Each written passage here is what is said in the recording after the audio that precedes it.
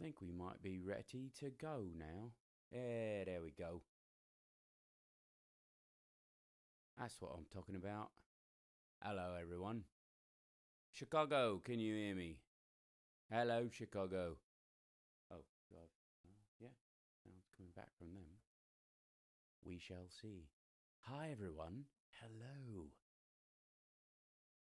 And thank you, Hal Vickery, right off the bat.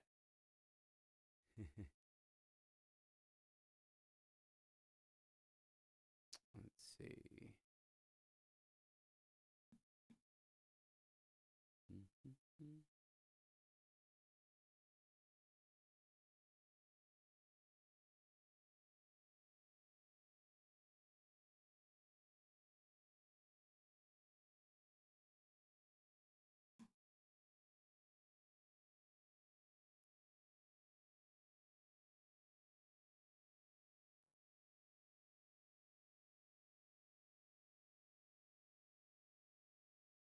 Chicago, are you there?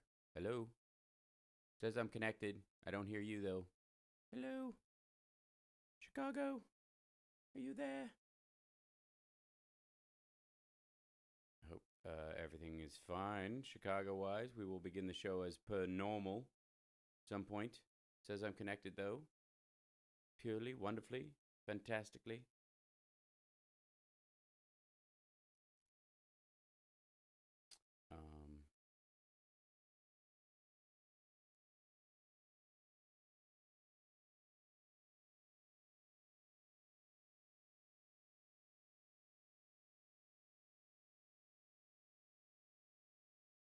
Hopefully all is well in Chicagoland. Oh, they're resetting on their end. Look at that. Reconnecting, connecting. That's not good. Oh. Yep, there I'm connected. Hello. Clearly, I have a great stream quality going your direction, so... okay, well, I can't hear you guys. So send me some audio of you guys. Yeah. And great.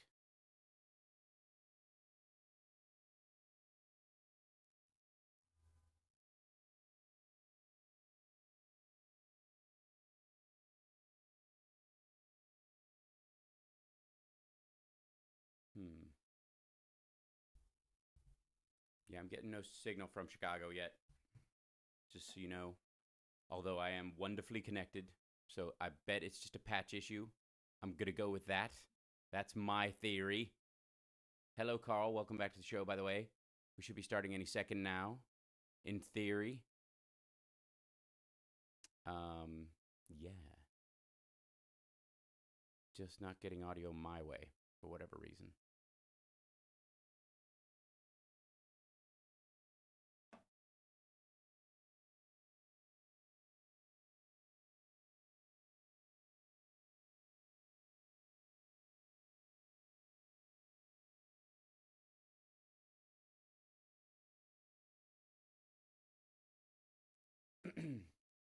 Yes. Well, let's see. Sound being low as it is. And let's see.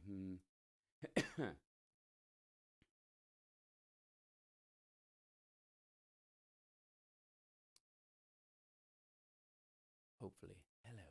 Hi, chat room. How are you? Good morning. Yeah, getting no signal from Chicago. Sorry. Should we just proceed as if I'm on the air? Should we just do that? Text me. Let me know. I think that's a good idea. At the very least, we can come in midway through. The funny part about this is that this is one of those weeks, one of those shows. But you can't hear me. Gotcha. Well, welcome to the show. I will get linked up to Chicago in just 1 second so that I can hear the studio there, or perhaps some callers at some point. Feel free, if you guys get it figured out, to jump in at any point. But you know, it's been a while since I've admitted on the air that we are literally overwhelmed with news on a particular show. I think it was like even so far back as the campaign that it was completely mind-boggling how many stories came out, and it was very similar stuff. You know, when you had the Access Hollywood tape coming out on the same day that the Podesta emails drop, you know, the hinky nature of all the stuff that was happening all at once during the campaign as sort of a, you know, not really a campaign, but just as a series of countermeasures to cover particular scandals and whatnot. And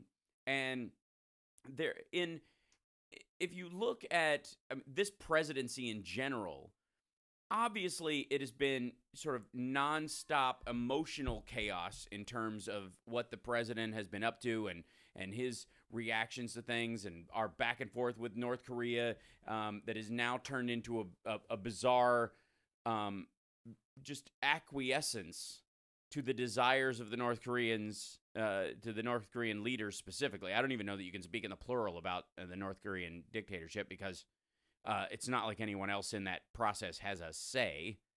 And that would be a huge section of news, in that no president has met with the North Korean leader or recognized that government fully since the armistice, essentially.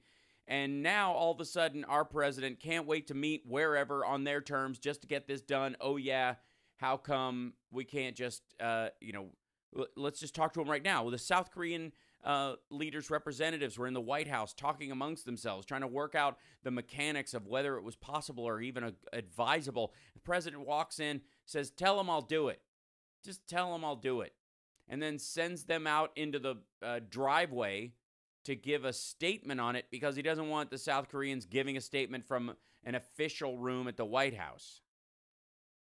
So that, I guess, so they can back out of it later.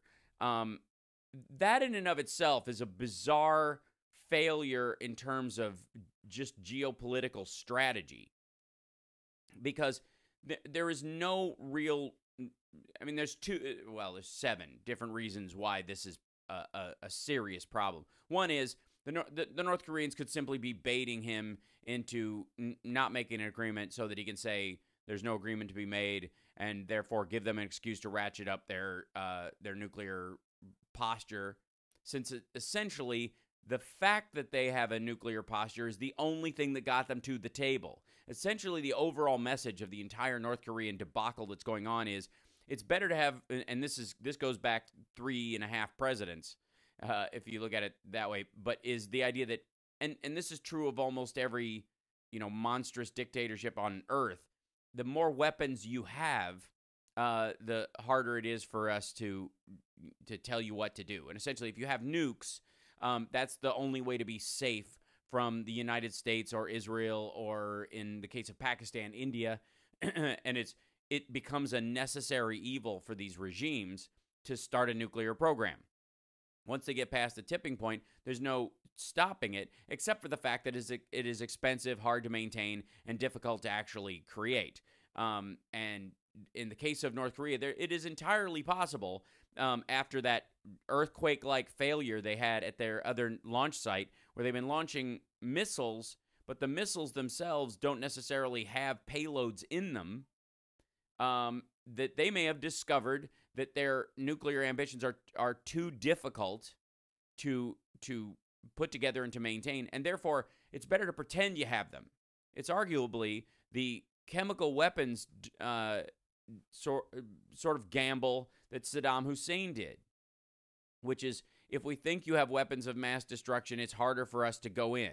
If we know you don't have them, if you go out and say, I don't have them, if we're on your doorstep and you say, I don't have nuclear weapons, or I don't have weapons of mass destruction, then there's nothing stopping anyone from rolling in and taking over your country, really. So this artificial posturing, whether you have them or not, benefits you just in terms of geopolitical safety.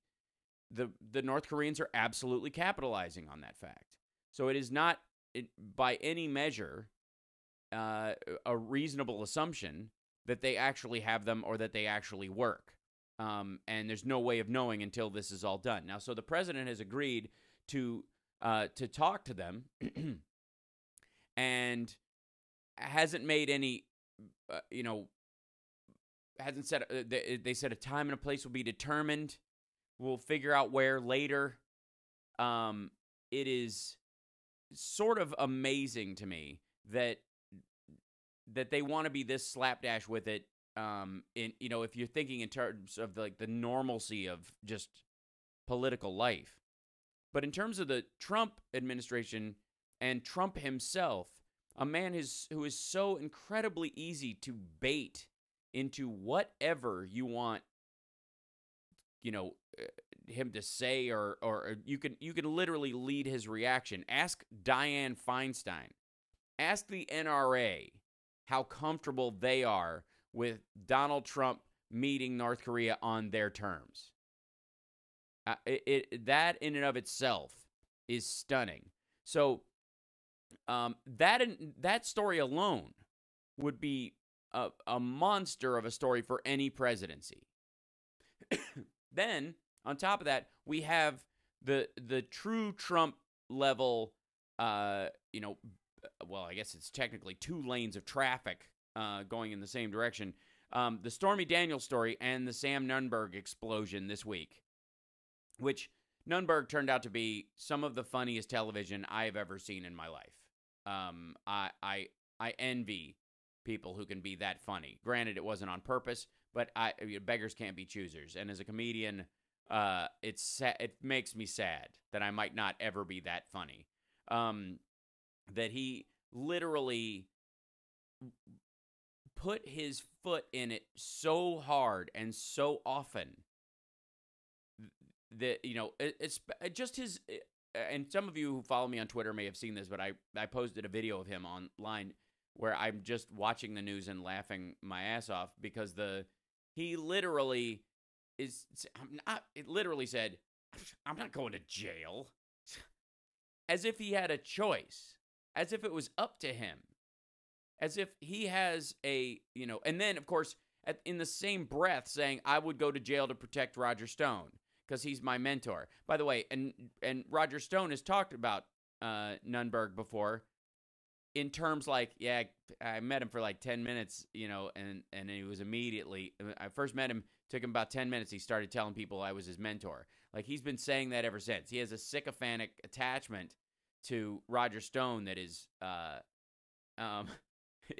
maniacal. And Billy in our chat room, it is not new that I'm laughing. It's just how hard, I suppose. But we got to take a break. When we come back, I want to break down kind of the two pieces, the double ends, Nunberg and Nader, that happened this week in terms of the Russia probe. And then I guess we'll talk about Stormy Daniels stuff, because, ooh. We'll be back. It's the Hal Sparks Radio program, mega worldwide on WCPT Radio, Chicago's Progressive Talk.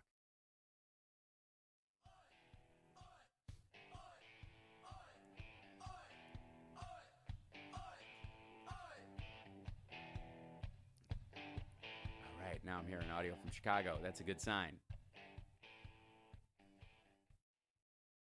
Lady B, can you hear me in person? Can you talk to me now? I hear the music. So is your mic coming my way?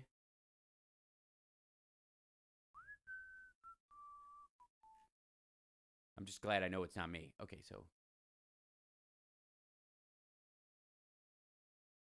Carrie, you doing okay? I'm scrolling back through the chat, so I apologize if I missed it. I had to call 911. I was in the middle of the night. The fire truck came and they took me to the hospital. Oh my goodness.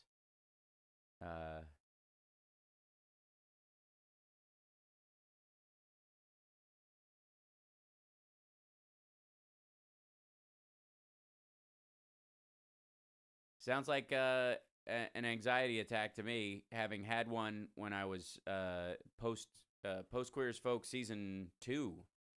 I started having panic attacks, and I cured them with yoga, actually, quite frankly.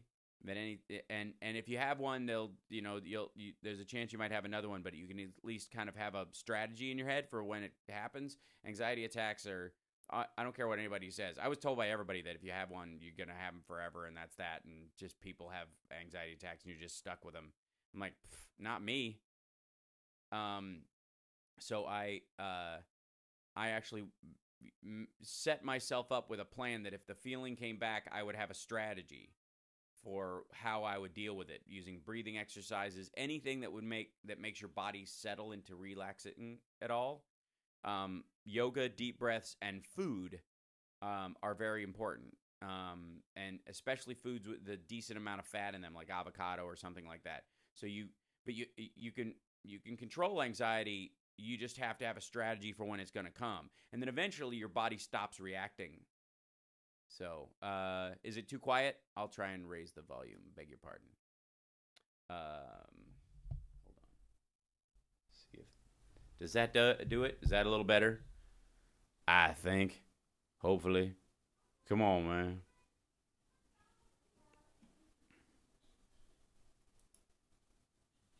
I need to erase some things from my diet. It's always true. Vibranium. The chat is saved now and can be seen when we play our show. It's called Live Chat Replay. I know. I just set that up last week. There we go.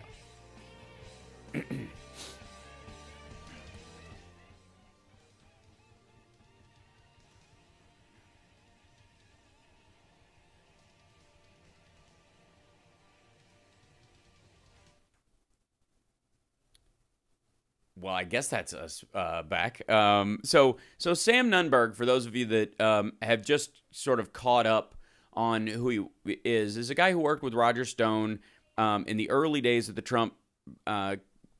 Just when he was sort of generally running for president, he wanted to run. He was toying with the idea. It was Nunberg and Roger Stone that were kind of dangling around at that particular point. They had a lot of conversations, no doubt, between both Trump and Roger Stone and Nunberg involved in the kind of, even though Trump isn't a big fan of email, I'm sure there was a lot of exchanges about what was said between Roger Stone and Sam Nunberg. That's partly his entire fear point about them getting his emails, that he didn't want to, his initial defense.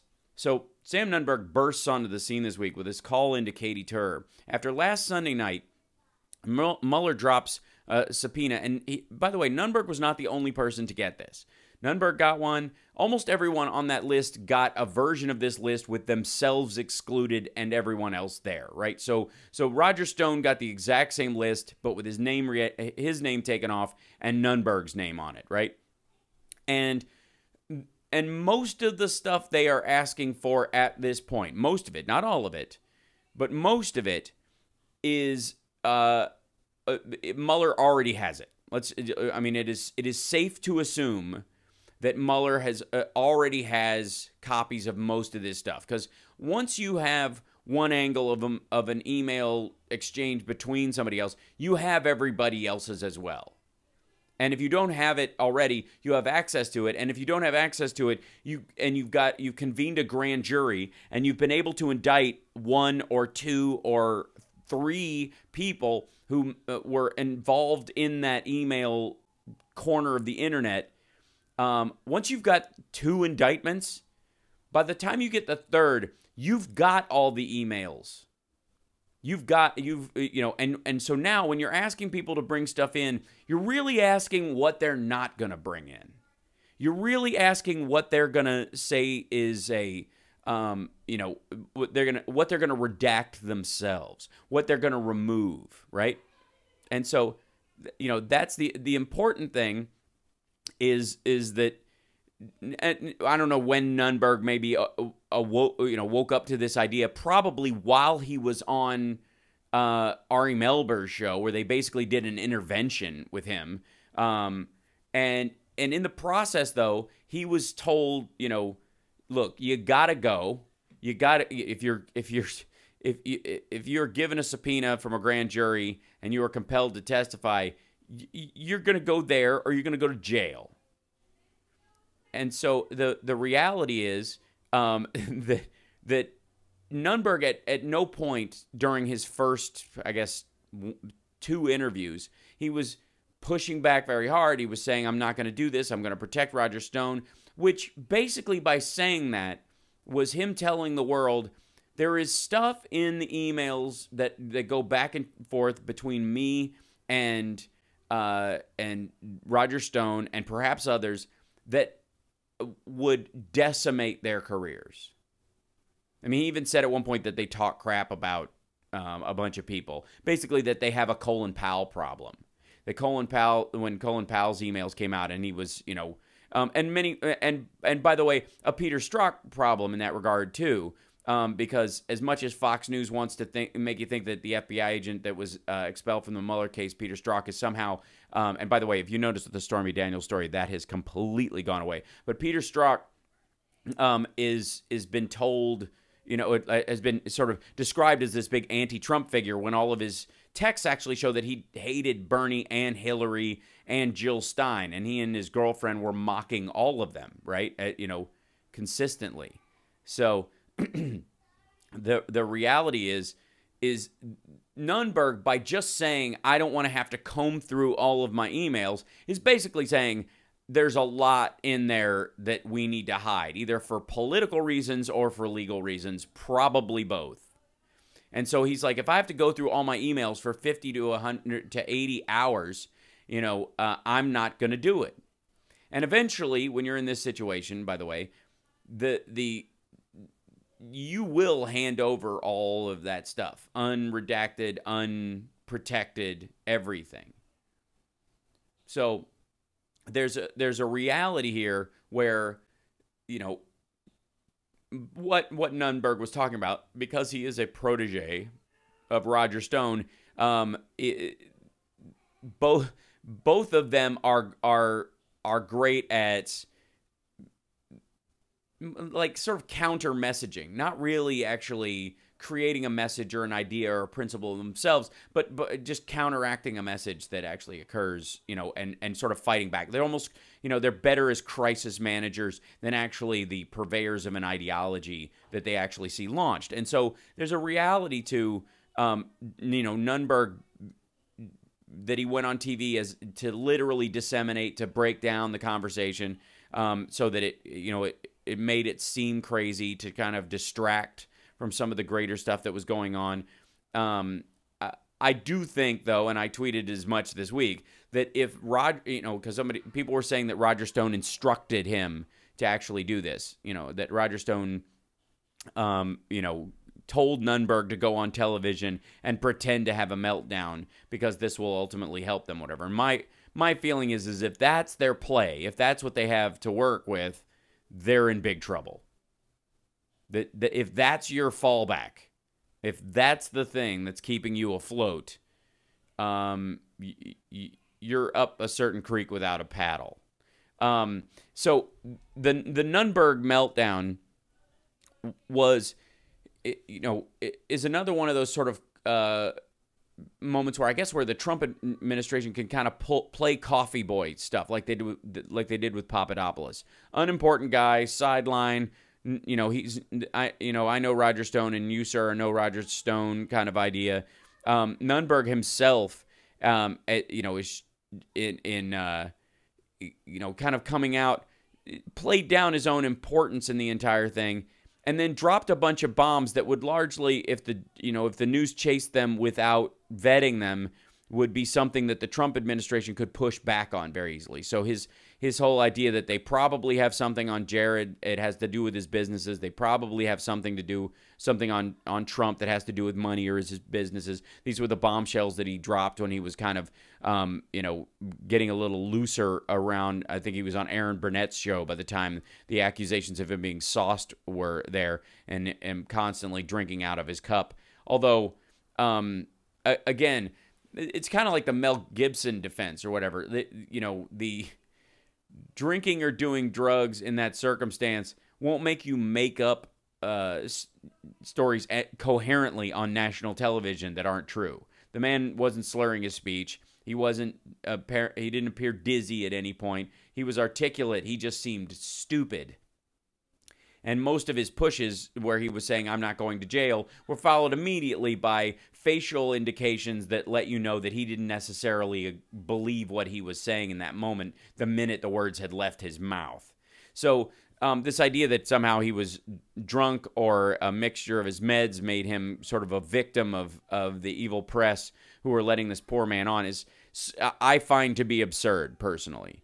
Because at no point during any of these while I agree he was behaving stupidly, was he behaving in a manner that seemed out of control in any way, right? So so Nunberg is, he testified Friday. We will find out, perhaps over the course of this, if it amounted to anything. When he was walking out of the actual courtroom, he looked white as a ghost.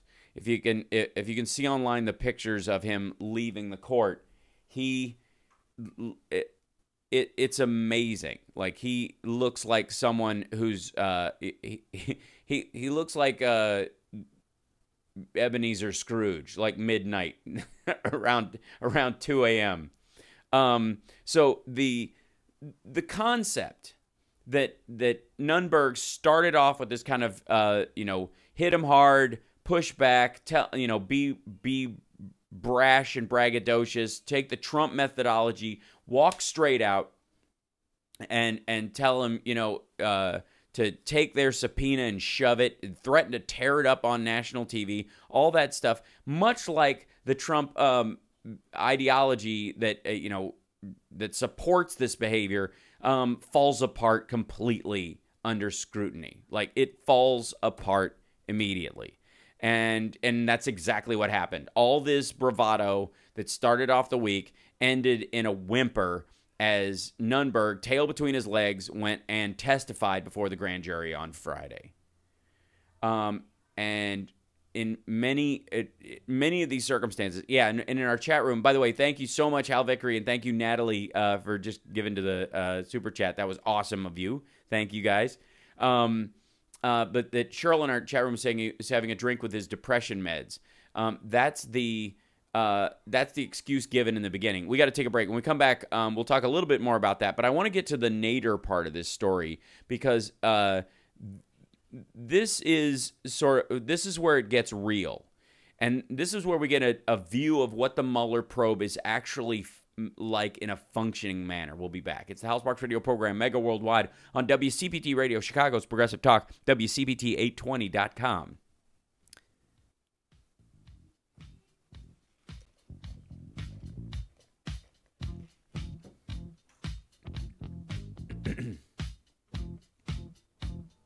Yeah.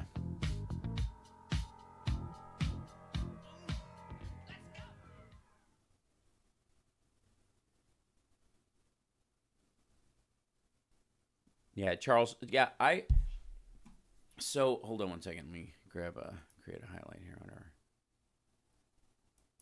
So the Nunberg story breaks this week. Starts Monday after he gets a subpoena, like a bunch of other people got a subpoena, by the way. The story coming out Sunday night was that the White House, like everybody there, got basically the same email, or a subpoena rather. And then Monday, the person who reacts like crazy about it is Sam Nunberg on first calling into Katie Tur's show, coming on Ari Melber's show, going on CNN, going like on New York local cable access, basically anybody who would have him. And then all this bluster goes on for basically a day and a half, and then Friday he just puts his tail between his legs, shows up, and for all practical purposes, by the way, there's no reason to believe he didn't ultimately turn over his emails as well, that he didn't get a visit this week where they just, either they seized his devices like they do, or he willingly turned them over. But he definitely went before the grand jury, which he said he wouldn't do yesterday. So this idea that these guys are going to dodge this is hilarious. And I think he's a good guy to make an example of to everybody else in the White House, because he was the most forward about being, saying nobody's going to get him, and he's not going to come in, and he's not going to give him stuff, and they can arrest him. And he went down in flames. By the way, Al, the Nunberg breakdown seems like a million years ago. I know. That's amazing, Brad, that it feels like we've been talking about this for 3 months. He thought if he acted like Carter Page, he could get away with it. Carter Page is different, though, because Carter Page never challenged anybody. He just was pitiful and kept sort of, saying he didn't deserve to be treated the way he treated, but he never sort of openly defied Mueller. He just called it ridiculous. Hi, Jawad. Thanks. So, yeah. Can we join the NRA so we can vote out the crazy people who are running it now? Yeah, the problem people have tried that in the past. The problem is that ultimately you get outnumbered by the people who are really serious about it, and you ended up just giving them money. Really worried that some of us are classifying Christians in an all too wide a basket. Evangelical does not necessarily mean ultra-right fundamental Christian. I agree with that, W. Yep. And you'll see me speak about that. And when I, usually when I call out, what I would consider faux Christians on Twitter and whatnot, the reason I'm doing it is because they fly in the face of the actual belief system. So, let's see. Tom, I checked those stories out because they are the antithesis of what I believe and actually to what the New Testament teaches. Need to be able to respond to power mad people. Yes, agreed. Edward says, Lawyer 101, never ask a question you do not already know the answer to. True dat. Here we come.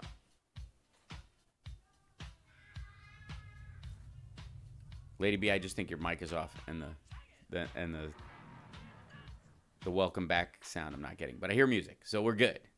Welcome back to the show. So the Nunberg debacle that happened this time around, in many ways, like we were just saying in the chat room, seems like 100 years ago.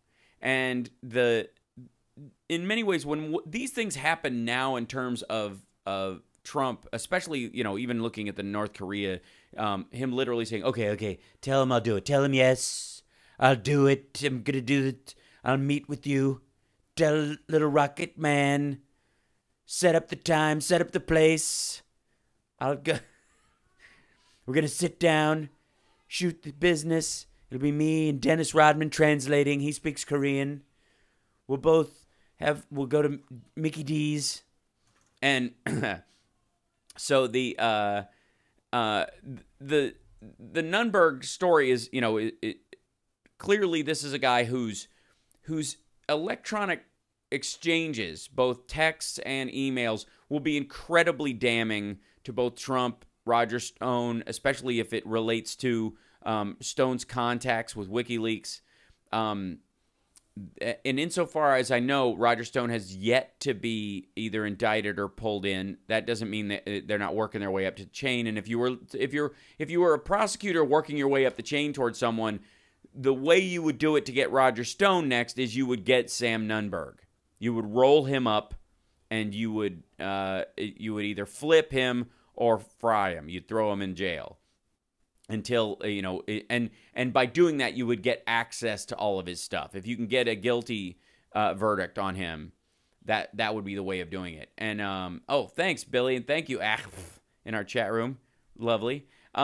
So there really is there's a strategy to taking down Nunberg. It's pretty transparent, especially if you are going after Roger Stone. Stone and Manafort had a business together. If Manafort is up to his eyeballs in Russian money and evil oligarchs, it's hard to believe that was the reason that he and Stone separated at any particular point, he wouldn't want to benefit from that. Obviously, Roger Stone has no problem with dirty politics. He has a Richard Nixon tattoo on his spine. But George Nader, and the story around him, I think in many ways sort of went by the wayside in a lot of in terms of looking at the story. So Nader is an advisor to the UAE, and he has a relationship with Donald Trump. He was on the fascinating part. So there's several ways that this guy is involved with setting up a meeting with Eric Prince and Russians and all this stuff. This almost spy level intrigue that's going on around this guy. But the fascinating part to me is they rolled this guy up the exact same way they rolled up Papadopoulos. So Papadopoulos, who is my favorite name in this entire debacle, was flying in, I believe it was into D.C., and they met him at the airport, and they arrested him, and they took him into custody, and he basically disappeared for half a day. And by the time he came out, he had pled guilty and to lesser charges than they obviously had evidence against him for, and they basically wired him up and sent him on his way. Sent Papadopoulos out to continue making phone calls to people in the Trump administration or related to the Trump administration. Certainly people who were in the campaign, which has never stopped, can't stop, won't stop, so Papadopoulos, the idea was that he was wearing a wire and playing what I think Malcolm Nance called dial-a-crook for like 3 months at least, right? And then we find out that they arrest George Nader the exact same way. So this is from the New York Times. Mr. Nader, a Lebanese-American businessman who advises Crown Prince Mohammed bin Zayed Al Nahyan, the effective ruler of the Emirates, also attended a January 2017 meeting in the Seychelles that Mr. Mueller's investigators have examined. The meeting, convened by the Crown Prince, brought together a Russian investor close to Vladimir Putin with Eric Prince, co-founder of Blackwater and brother of Betsy DeVos, and an informal advisor to Mr. Trump's team during the presidential transition, according to 3 people familiar with the meeting. Mr. Nader's cooperation in the special counsel's investigation could prompt new legal risks for the Trump administration, and Mr. Nader's presence at the Seychelles meeting appears to connect him to the primary focus of Mr. Mueller's investigation, examining Russian interference during the 2016 presidential campaign. This is where it's it gets really quirky. Mr. Nader represented the Crown Prince in the 3-way conversation in the Seychelles at a hotel overlooking the Indian Ocean in the days before Mr. Trump took office. At the meeting, Emirati officials believed Mr. Prince was speaking for the Trump transition team, and a Russian fund manager, Kirill Dmitriev, represented Mr. Putin, according to several people familiar with the meeting. Mr. Nader, who grew close later to several advisors in the Trump White House, had once worked as a consultant to Blackwater, a private security firm now known as Academy. Didn't they change their name to She for a while, or XI or whatever? Anyways, Mr. Nader introduced his former employer to the Russian. The significance of the meeting in the Seychelles has been a puzzle to American officials ever since intelligence agencies first picked up on it in the final days of the Obama administration, and the purpose of the discussion is in dispute. During congressional testimony in November, Mr. Prince denied representing the Trump transition team during the meeting and dismissed his encounter with Mr. Dmitriev as nothing more than a friendly conversation over a drink. So, yeah, it was She at one point. Thank you, Evernum, in our chat room. XE, and which, sounds like a testosterone booster, which I think is entirely the point. But the reality is that Nader, they rolled him up and they got all of his devices. They literally, the people involved in this, the people that got a piece of what would be the incoming Trump administration and the monetary support that would come with it through other sources. All these semi on the books and semi. This is why bribery is often so hard to actually prove, because until you have the monetary exchange and an actual material change in policy to back it up. Well, if they find out, or if they've already found out, which is entirely possible, that the Trump or Kushner or both benefited financially from Russian money supporting their organizations, which are and have been in bad shape many times over the last 20 years. If in exchange for that, they owe these people, and they have to make good on this, as Paul Manafort said, make the situation whole. If that's the circumstance that they find themselves in, then the pay, what would be the reciprocal payoff in this circumstance is doing something like, oh, I don't know, changing the RNC platform to benefit Russia in its in its military actions against Ukraine. I mean, that is really the scary part of all this. And by the way, thank you, Bob, and thanks so much, James, in our chat room. Thanks for Bob for contributing to our help us buy 666 Fifth Avenue. If you want to help the show buy 666 Fifth Avenue, just go to patreon.com/HalSparks and support the show that way by donating $6.66 or any monetary variation thereof. If you have $6.660 billion sitting around, we'll certainly take it, because I think that's almost the exact amount of debt that Jared Kushner has on that one building. Somewhere between the $5 million in construction loans that he's taken out on the building and $1.6 million left over on the initial loan on the building. So there you have it. We're gonna take a break. Hopefully, we'll get the lines focused, fixed in Chicago, and I'll be able to take phone calls. We'll check that in a minute. But the important thing to remember about the Nader's story is that they rolled him up exactly like they rolled up Papadopoulos. Papadopoulos was coming in the airport. They grabbed him. They held him for a while. By the time they were done, they had an indictment, and they had his all of his electronic devices. They had enough on Papadopoulos to literally get access to all of his emails. And like I said, they have every email that Nunberg is talking about in this, that floated in that cycle, even ones that weren't in a direct connection to Papadopoulos, I'm guessing. It wouldn't surprise me. And they certainly do now if they've got Nader. Because the last time Nader was busted coming into the country, he was accused of having child porn and got off on what appears to be a technicality. And that in and of itself might have given them a window to grab his devices this time around too.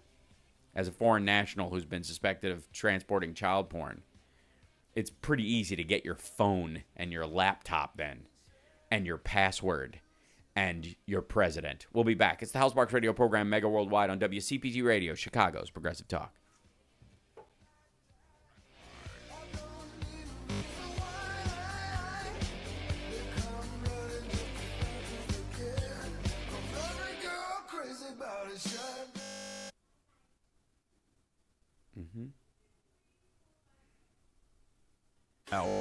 Yep. Joining us now are playwright Lauren Marie Powell and director Amanda Jane Long. Okay, now I hear ads. To the show. Something I've been experiencing in mentioning the show to people, especially. There, okay, and now I don't hear ads. And so, is your mic plugged in, turned on, turned up, cued through? Right. And two, come see the show. Oh, I hear a lot of people now. Chicago every Sunday from now I hear the 11 ads to 1 again on WCPT, where facts It's a matter. party. It is. The recent rainstorms are keeping our Permaseal team very busy, making the world a better place for Chicagoland and Northwest Indiana homeowners. Hi, I'm Roy Spencer, president of Permaseal. While it's tempting to choose the first waterproofer that offers a quick fix, I can assure you it's that not on my Permaseal end, is Lady B, worth the wait. because if I can hear We ads offer and permanent music, solutions with lifetime it's transfer whatever and a mic you're price supposed to be assurance on. guarantee. Clearly, Give us a call it today is definitely a party in my ear. 800-421-SEAL. Troubleshooting Our professional time. consultants will inspect your foundation and provide you with a free estimate for any needed repairs. There's no need to worry about. Hey, I'm just playing running let's through the make a trouble. deal, You know, like, as that's we how have you standardized break it down. pricing that's simply the Oh, best now I can hear value you, in Lady the B, industry. but I can You also don't hear have to live ads. with CP Can you turn the problems ads off any to me? longer. The next time you hear storms rolling in, have the peace of mind that comes with having a I heard dry you, basement I think, and crawl for a second. space. You You know were who quiet, to call. but I heard you. Permaseal. 800-421-SEAL. That's Current political professionals, Trump world. 800-421-SEAL or visit permaseal.net. Right.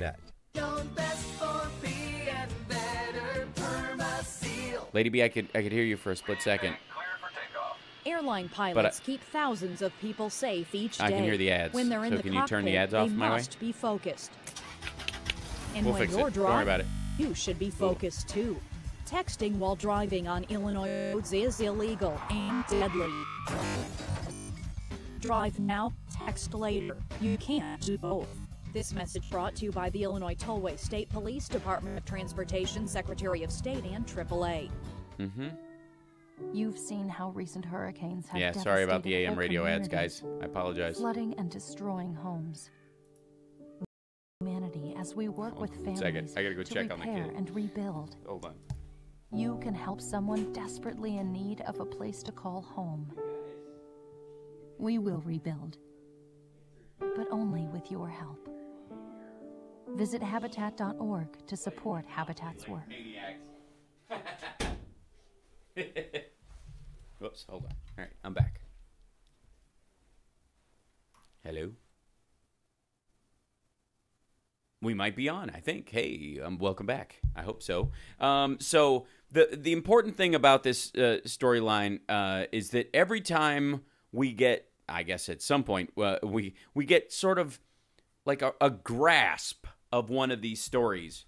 You know, right about the time people are kind of understanding how connected Sam Nunberg is to Roger Stone, how his emails and the fact that he is being called before the, this particular grand jury, through, being called in front of the Mueller team, that it's right about the time, like maybe Wednesday, I suppose, we're all sort of going, oh, wow, this could be a big deal. This is a major story, because here's this guy, who obviously has had email exchanges a ton with Roger Stone. Roger Stone has obviously had a lot of connections with Paul Manafort.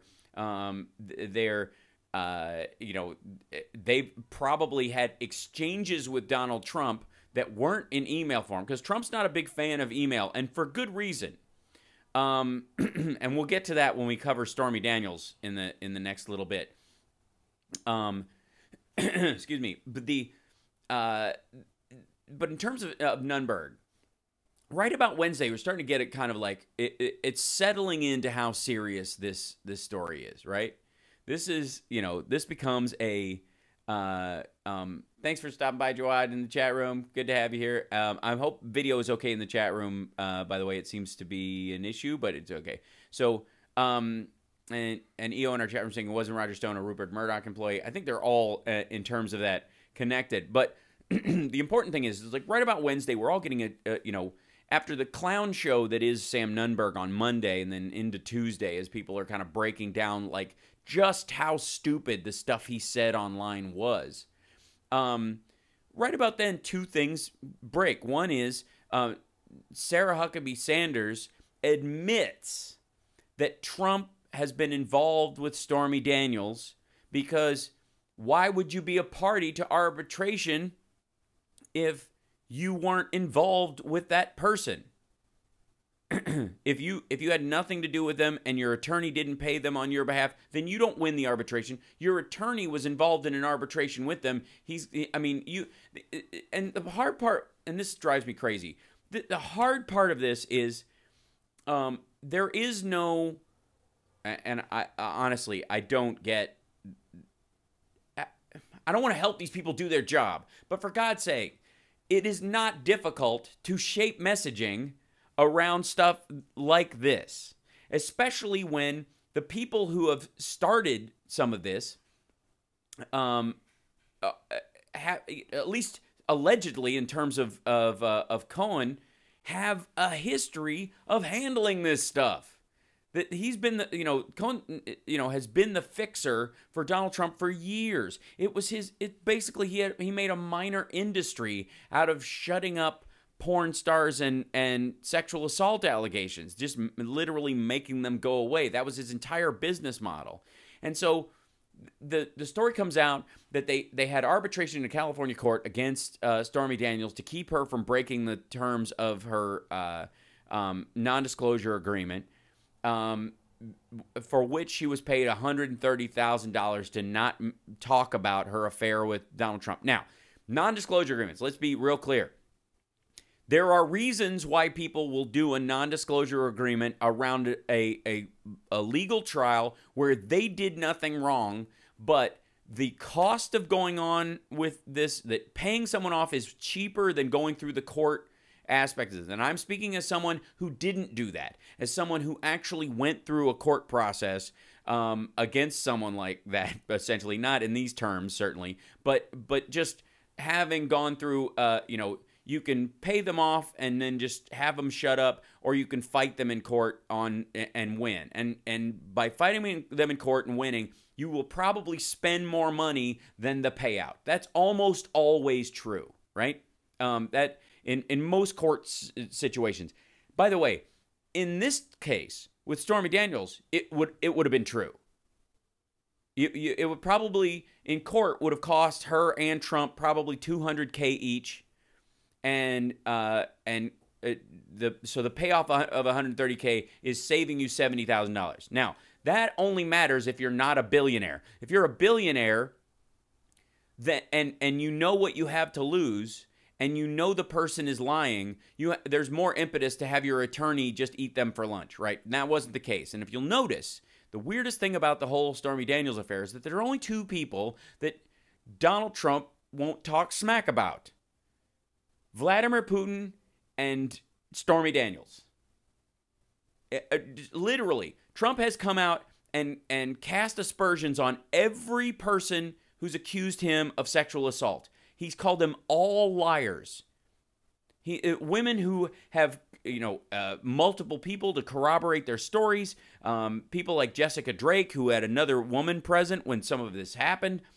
They all, back these stories up. The Access Hollywood tape is, they literally, like, even, I think it was I forget if it was Ivanka or Melania, but one of them was saying basically that Billy Bush was like effectively baiting Trump into talking like locker room talk. The reality is that Trump will not say a bad word about Stormy Daniels. He has not come out and said, "You're a liar." Act in our chat says you don't do NDAs with liars, you sue them for slander or libel. I agree with that, but there is in some cases, and this is me talking in the most abstract of terms, that you'll find yourself against someone that it is better to pay them to force them to shut up than to waste your money or go through if they're willing to continue to make stuff up in court, and a lot of it is not provable or unprovable either way, which a lot of stuff, especially the murkier it gets as far as consensual sexual stuff, where you're arguing about whether or not you had time together. Now, obviously, there's hotel room receipts. There's all kinds of, I guess, stuff that could put you in the same place at the same time, which is another reason why people do these NDAs. But let's benefit of the doubt on anybody, male, female, doesn't matter. They pay someone off because the process of going through it would be too painful. This is the reasonable expectation. It happens to a lot of people in power and a lot of people in the press. It's not, and again, it's not just powerful men. It happens to powerful women too. It happens to gay and straight people. And a lot of them do go through this process where they're like, you know what? Here's this money. You sign an NDA. Go away. I never want to hear from you again. You're a liar. But going through this will wreck my career. So because there will be a certain number of people who, no matter how honest or truthful or forthcoming I am, will always believe I was lying. Right. So this is that's always going to be a part of that. And so that's the root of the purpose of these kind of NDAs. And okay. So, but the issue with going through them the way Donald Trump did is that he had his personal lawyers set up a shell corporation. It looks like they used campaign funds ultimately to pay for them. Cohen decides to make a cover for this story that's coming out that they used campaign funds, and his cover story is he took out a loan on his house and paid Stormy Daniels with a home equity loan on his own home, which is madness. Like, what kind of a sucker or what kind of benefit are you getting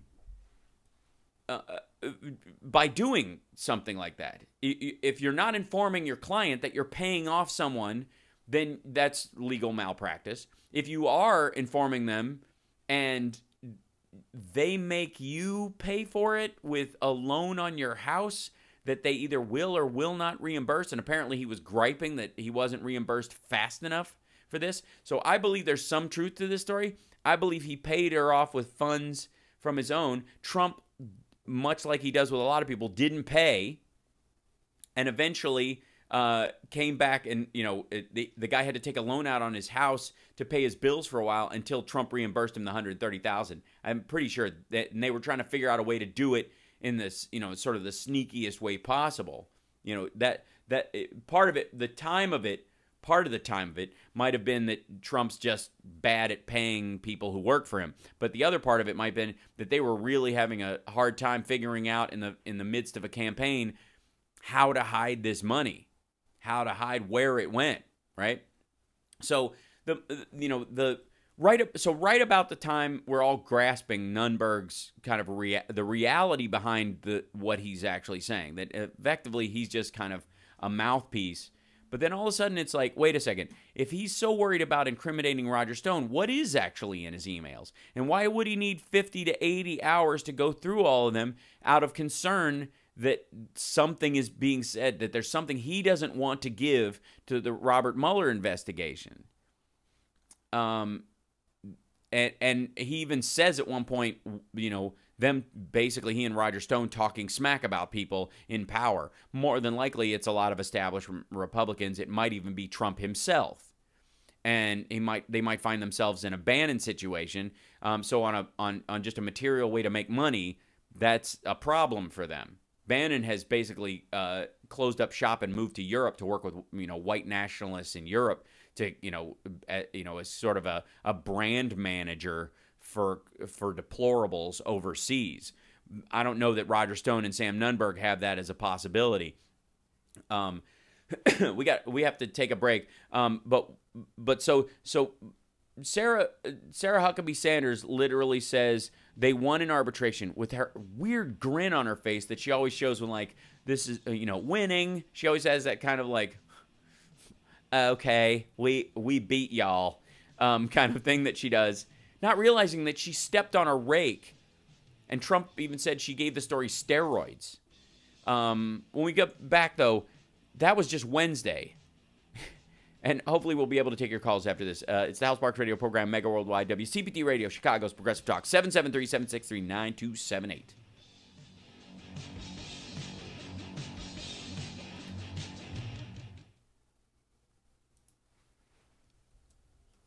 Can you hear me now? I can hear you. Yay! Oh, my God. It wasn't the mic.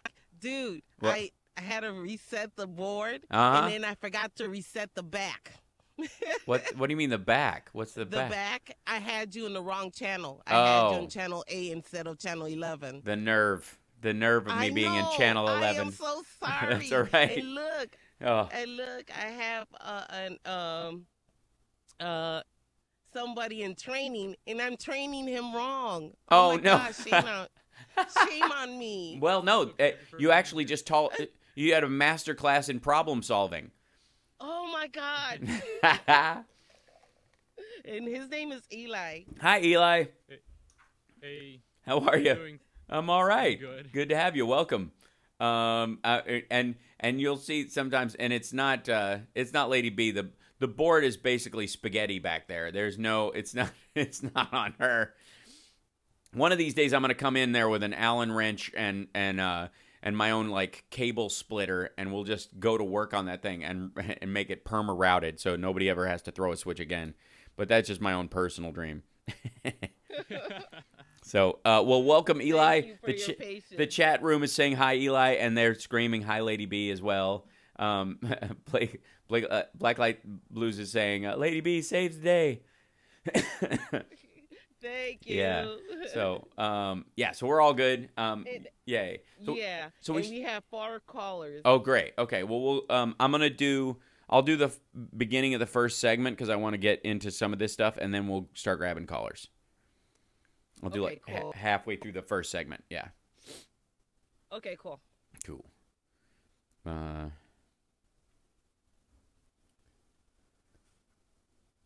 This is like...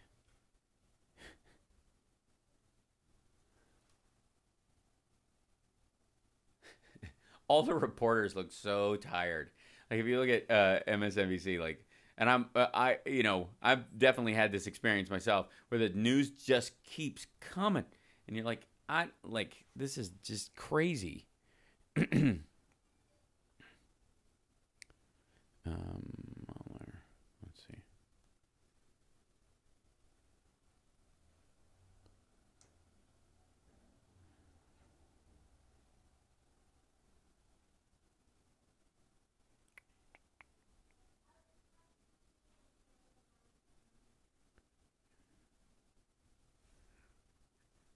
There it is.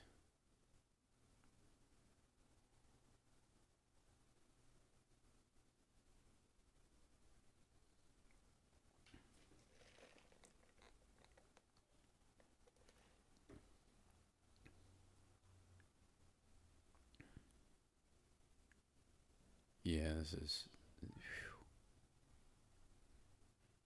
Oh, wow.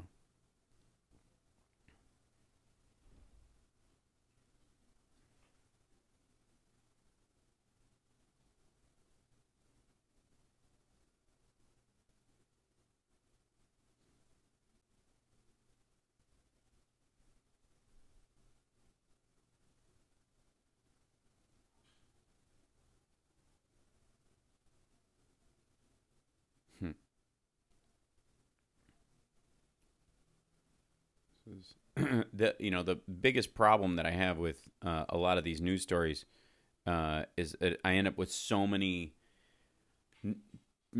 pages open on my iPad that I can't even begin to start paring them down. I don't think it's raining in Anaheim Hill. Yeah, Carl, it's definitely chilly and rainy up here. Yeah, it's more like it's spitting a little bit, but it's just cold and overcast and very seasonal affected disorder. Carl says they're drinking from the fire hose. Our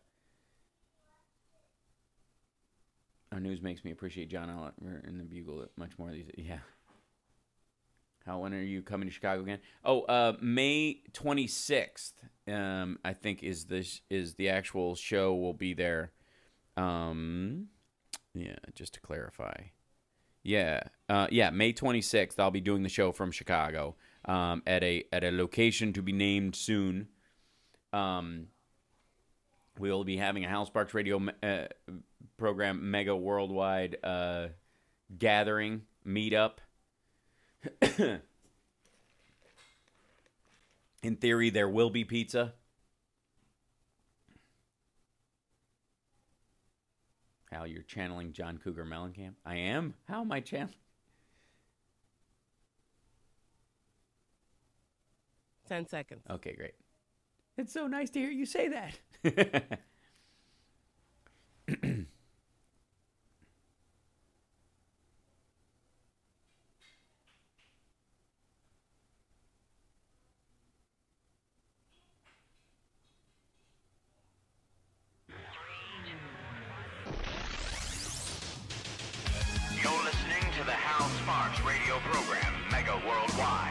I've had people walk out of me before, but not when I was being so charming.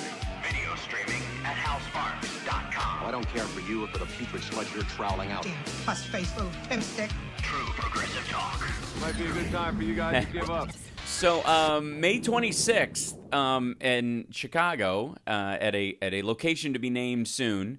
We're doing this just like Trump's doing his meeting with North Korea. The Hal Sparks radio program Mega Worldwide will be done live on remote in Chicago with a big meet and greet and a gathering. And thank you, Denise Wilson, in our chat room for your contribution via the super chat. And thank you, Milkman Norm and Jen Becky Davis and James Etling. Thank you guys so much for super chatting with us. We will be gathering. Insofar as I know, there will be pizza. I don't know in what format. Although I have my votes for our location. We're working out the details on that now. But May 26th, you can put that in your calendars if you're in the Chicagoland area and you'll want to come down and visit us. And we'll take your calls in just a minute. There is some level of breaking news in that U.S. Secretary of State Rex Tillerson has canceled a day of events in Kenya after falling ill on the second day of his 5-day African tour.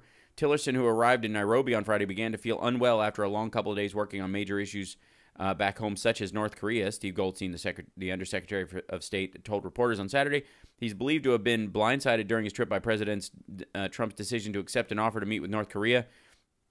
I'm gonna go with Tillerson's looking for a way to dodge all of these decision-making and policy things over the next couple of weeks so he can step down because he's fighting an illness that makes it impossible for him to do his job. so he can go back to the private sector and reap the benefits of all the tax benefits that the corporations are getting, because that's the only purpose for them. And that's why we saw, as I tweeted yesterday, that basically since the GOP tax scam was put through, the only thing we've really seen is corporate buybacks. So, but before I take your calls, a little nugget from Vladimir Putin. Besides Stormy Daniels, the only other person that Donald Trump will not say a bad word about is Vladimir Putin. And Putin did an interview with Megyn Kelly this week and said he couldn't care less if Russian citizens sought to interfere in U.S. elections, suggesting, well, this is what he said. He was told by Megyn Kelly that there were Russians.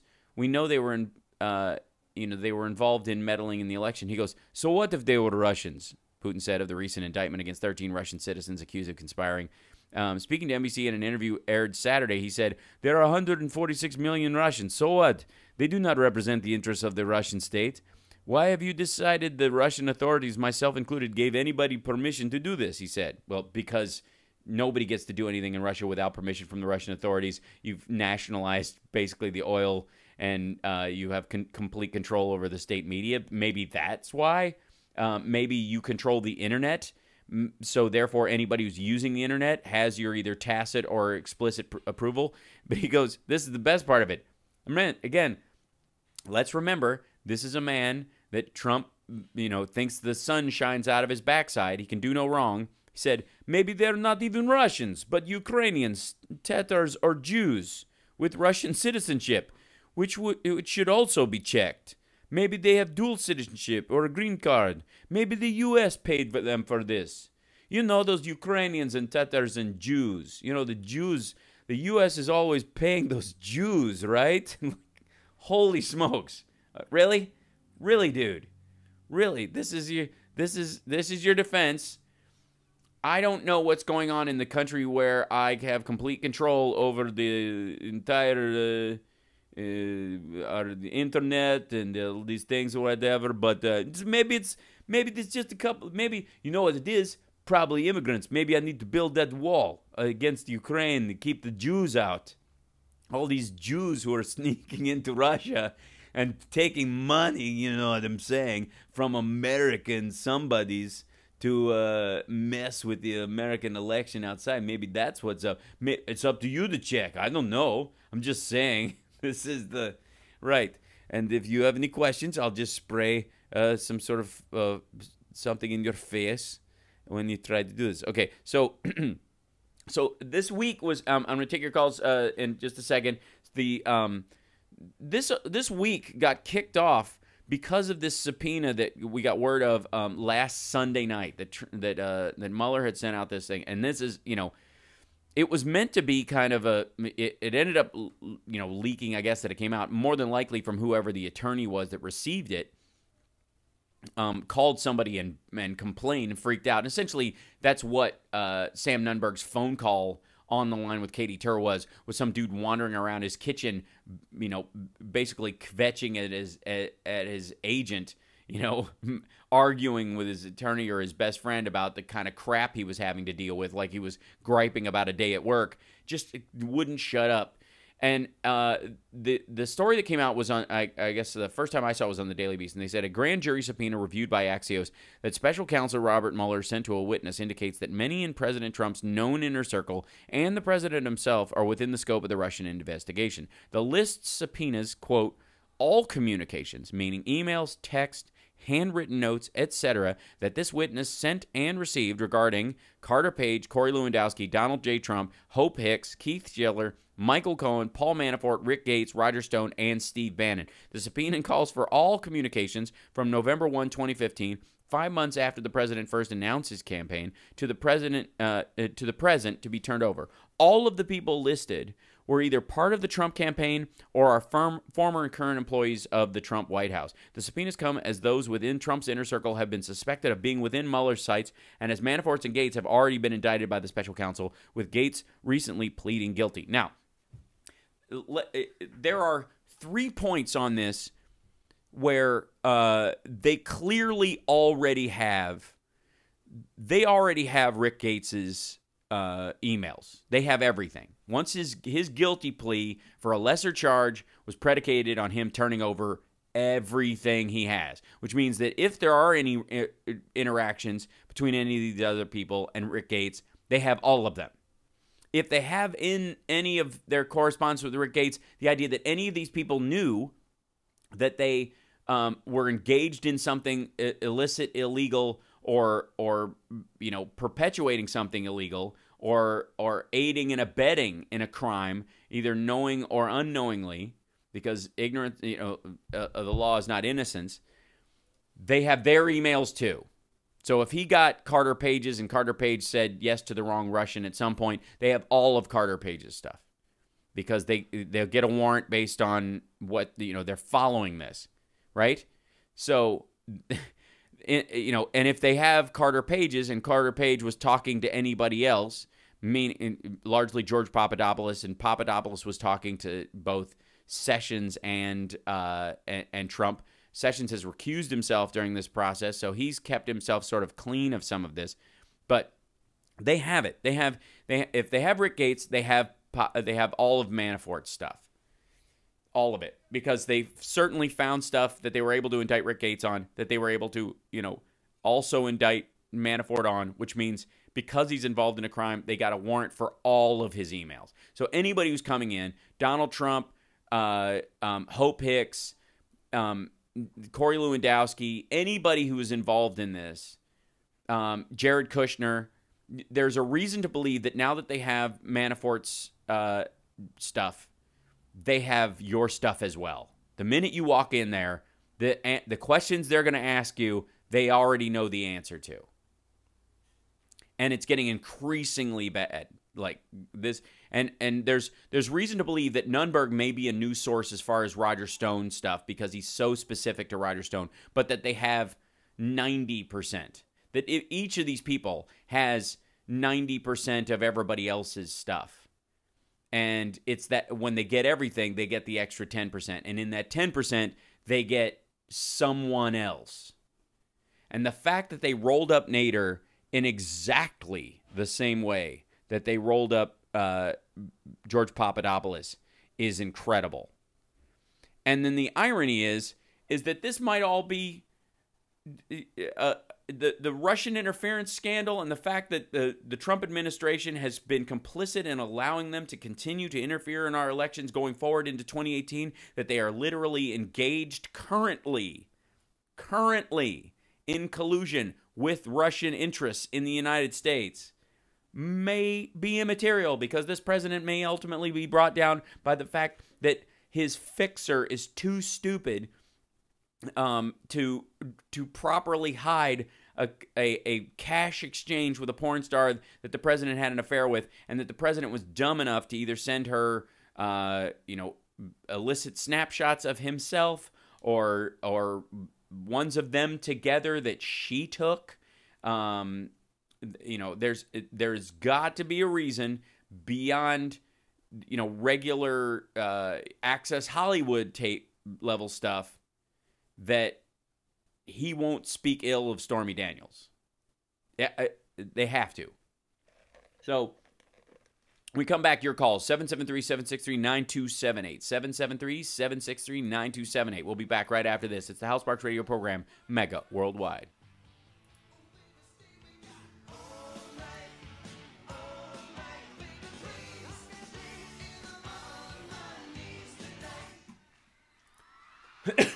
Thank you, W. Thank you so much. Giving us the old Herman Cain 999. And thank you. Let's see. I'm gonna make sure I got everybody. Lord Dracul, thank you. Hail Satan, absolutely. We'll give Satan his own office, like a corner office on the 13th floor.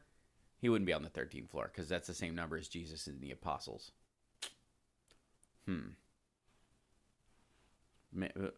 Maybe on the 6th floor, 6th office on the left. Yeah, something like that. Office 660. That'd be a good idea. How about that? On the 6th floor of 666 Fifth Avenue, you have Office 660. and that's it's like you leave that office always open. 13th below ground. That's a great idea. You have like a subterranean drill down. That's assuming they don't already have that. Satan should get 1313. That's a good point. But again, oh, thanks, Skinny D. Yeah, I picked that up when I was in Chicago last time. I was like, I want to keep one of these. Fourth floor howl. It's a Japanese curse. It's also it's a Chinese curse too, and that's because in Chinese, 4 sounds like the word for death. Shi and si and si are 4 and death. And if you say in Shanghainese when they say shi, which means is, they don't do sh sounds as much, so it ends up being a death. So there you go. Let's see. Satan is a gentleman who never goes where he is not invited. I forgot the source, but it jives. That's true. The NRA sued Florida politicians soon after those laws were signed. Yeah, they're going to keep pushing that. I mean, they're a lobbying group. That's what they do. 30 seconds. Okay, thank you.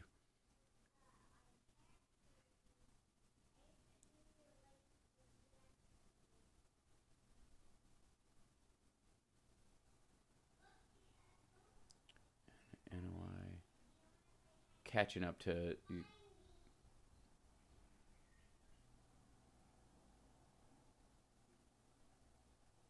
we're almost back.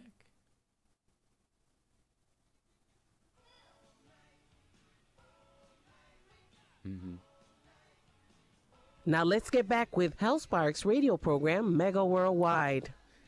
That's right. Thank you, Lady B. We have some callers on the line, so let's talk to them because God knows there's not a lot to unpack this week. Who do we have? We have Steve from the Gold Coast. Excellent. Hey, Steve. Welcome to the show. Hello. Yes.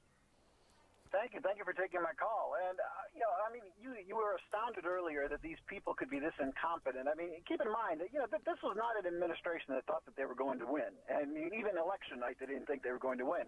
And now we're ahead about a year and a half down the road after the election, and you still have key positions in at the subcabinet level, in key agencies that no one wants. I mean, this is astonishing because generally in Washington, D.C., it's very competitive. Right. People are out there sending you their resumes long before you even win. But Donald Trump can't find anyone who's willing to play at his level, because his level, quite frankly, it's not the varsity or the JV, it's not even the freshman team. These are the kids who gather together at a park on a Sunday afternoon to play football. And don't get picked. Of competency that you get. Right, exactly. So it's no wonder that when they have to deal with a crisis, the left hand doesn't know what the right hand is doing. They have no experience in this realm. I mean.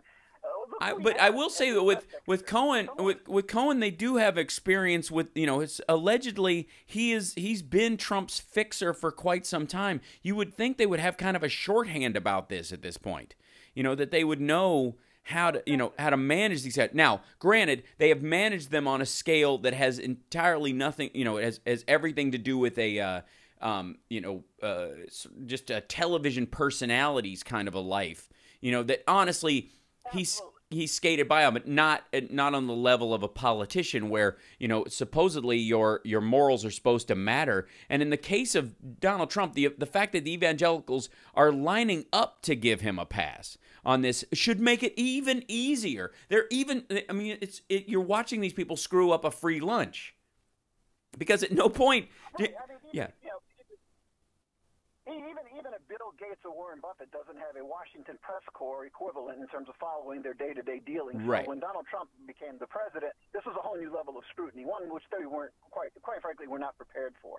And this is why you have this sort of thing. And so, and right now, we've got several more months ahead of us in which, polls are going to start to come out, and we're going to know exactly where we stand going into 2018, at which point you're going to see a lot of people fall off with regard to their political support for Donald Trump. Next, you're going to have a lot of people who are going to fall off because, quite frankly, they're looking to save their own rear ends. you know, by cutting deals, as you pointed out. So, and next, someone is going to challenge. I predict at least Kasich, a few others are going to challenge Donald Trump within his own party long before 2020. Right. And in terms of the highest office in land. So, yeah, he's got effectively a few more months left, in my view, where he's going to be able to govern, with some degree of continuity and within his own party. But after that, they're going to be running from Donald Trump every bit as much as, trying to staying with him. Well, the tariffs alone, the tariffs alone have caused that kind of reaction.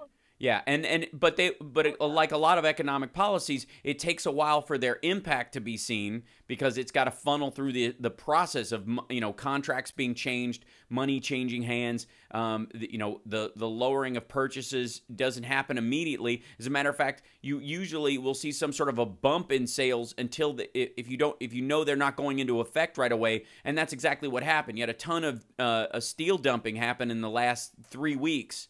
Because they got to get in before the tariffs kick in any way.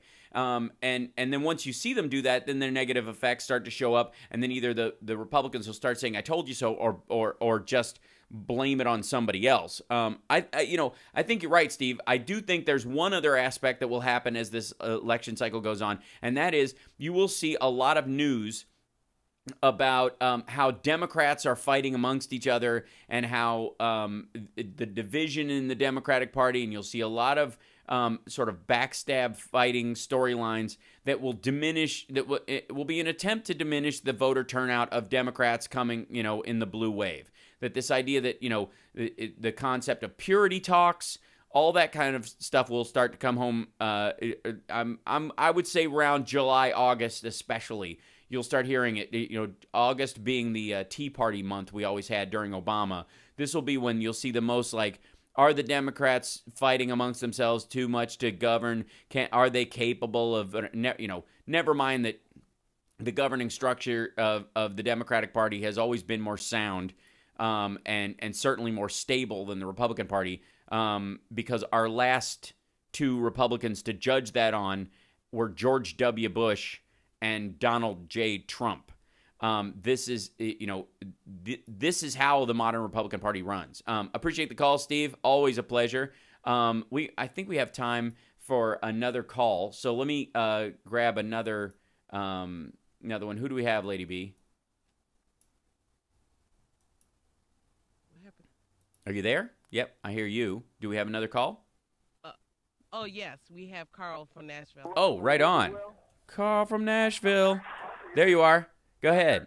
Hey, how's it going? How you doing, buddy? Hi. I tell you, man, can you hear me? Yep, I can hear you. Go ahead. Carl from Nashville. There you are. Yes. Oh, okay.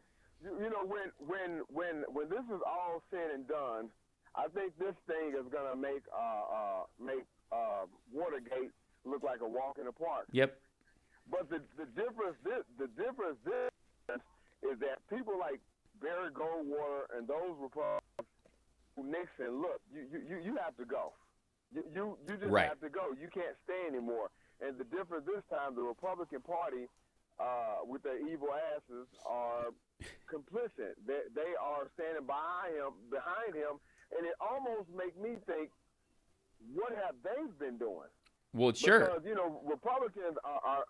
Republicans have never ever been shy about pushing somebody under the bus, even if it's their own. But for whatever reason, they're really not trying to push this issue as vigorously as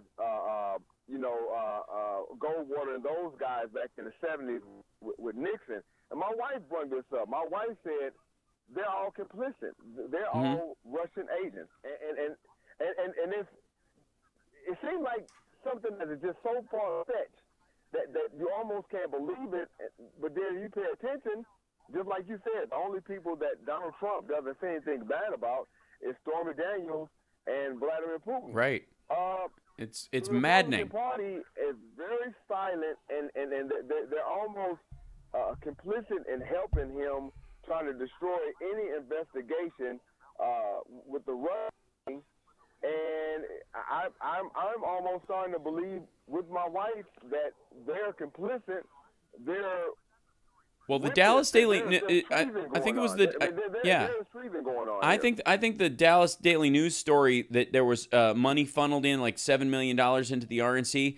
That eventually found its way into the coffers of Mitch McConnell and Paul Ryan and those folks. So, the Russian talk makes them very nervous as well. And then there's that other story that Alexander Torshin, who's a Russian banker tied to the Kremlin, funneled money through the NRA. And the NRA's donations to Republicans was actually the NRA laundering money into our political system. I mean, that in and of itself cannot be uttered strongly enough. The fact that the NRA is literally acting as a money laundering arm for foreign nationals to involve themselves in our political campaigns. And by the way, in Russia, you're not guaranteed the right to own a gun. You have to have a gun license for 5 years before you can even buy a handgun. And the government, at any time they want, can roll up on you sans warrant or any other circumstance and yank all your guns. They can take them immediately. So it's not like the NRA has a lot ideologically in common with the Russian government especially. But what they do like is the cash. And what they do with that cash is they give it to Republican candidates. And that's, there are two... Right. Yeah, go ahead. Yeah. This thing is, I mean, with the Eric Prince thing coming out that he was in a meeting on this island off the east coast of Africa. Mm-hmm. The Seychelles. This thing is deep. Yeah. Robert, and the thing about it, though, is Robert Mueller knows everything. Yes. He has all the emails. He has all the paper trails. Right. He's just walking them in one by one, having them perjure themselves, then said, hey, I'm going to give you X amount of time if you don't work with me because you lied, perjured yourself when you told us X, Y, and Z, but you left out X.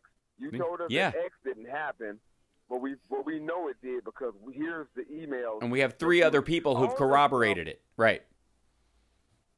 Exactly. And every time one of those guys coming in from the airport somewhere, he rolls them. Yeah. Real fast because, listen, Donald Trump is only loyal to him. This guy isn't loyal to his kids. He isn't loyal. We know he's not loyal to his wives, plural. Right. You know he's not loyal to anyone but himself, and that's it. Mm-hmm. And I'm sitting back, and I'm watching these evil evangelical hypocrites just go right along with him, these family value frauds, and they're just going along. They're right along with him. Yeah. And this thing is so deep. It's going to go on for years. The onion has a lot of layers to it, and it stinks nonetheless. I mean, this is horrible what's happening. No question. I mean, this Republic. Honestly, I honestly don't think we may not be strong enough to survive this thing. Oh, I think we are. I do. But it will absolutely be a. The reason why I'm skeptical about us being able to survive this thing is that you have the damn Christians. I mean, right. But not all of them. And I will say, behind this dude. Yeah. This dude. I'm talking about the evangelical Christians. Yep, I'm with you. 35%. Right. 35% that he will not fall. This guy had an affair with a porn star while he was married, while his youngest son was born. Their family values is being shot to hell. That's right. And they're okay with it. There's no coming back from this. How can we ever look at any of these faith value dudes that come? Well, I'm glad we can't. I think that's a great point. I think that's a great point, Carl. We're up against the break, but I think you make a great point. Maybe we can't, and maybe that's a good thing. Maybe doing, business with people or transactional politics with people just based on their label is a mistake. And especially when it comes to people who are selling themselves as morally superior to everybody. It's a dangerous thing to take that label as if it's indication of genuine morality anytime that happens. So anyways, we got to take a break. We'll be back. Thank you, Carl from Nashville, for calling in. We'll be back right after this. It's the Housemarks Radio program, Mega Worldwide.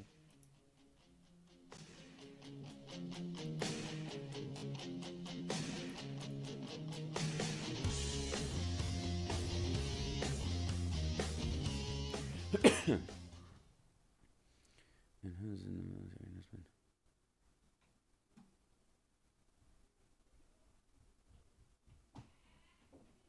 Oh. Yeah, no. Out, young man. Hold on 1 second. Right back. Hold on. Yeah.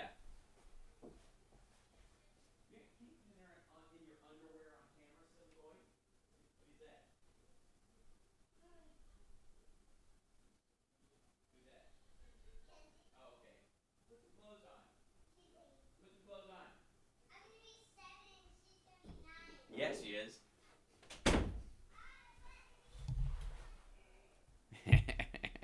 Sorry, my kid was running around in his underwear and his socks. He was going to come in here. I'm like, we're on camera. You can't come in here. Are you crazy? Put some clothes on.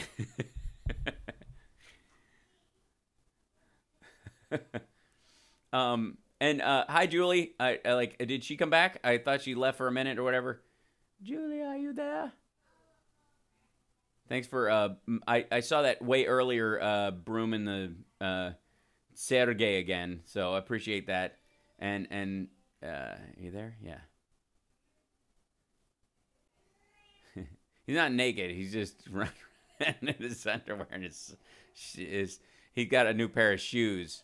So he's trying to be super fast. So he thinks if he's like in just his like underwear, swim trunks, whatever, kind of the idea that like I'll be less wind resistant. That's the theory, anyways. So he's running in his new shoes around the apartment. It's fairly funny.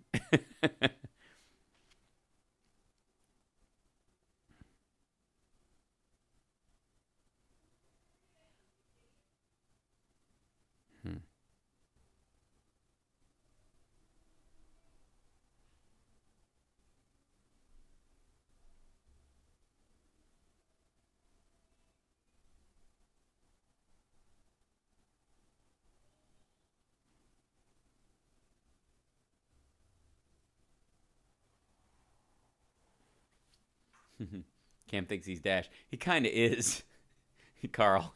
He kind of is Dash. I mean, he could play him in the live-action movie. The Parkland students met with young Chicago activists of color. Yeah. Camden Street. You're tired of waiting for everyone to just go to prison already. However, armed teachers would sure change the tenor of salary negotiations. Right, yeah, they want. It struck me that they don't want to pay for teachers to have enough books and chalk, but they want to buy them all guns and training.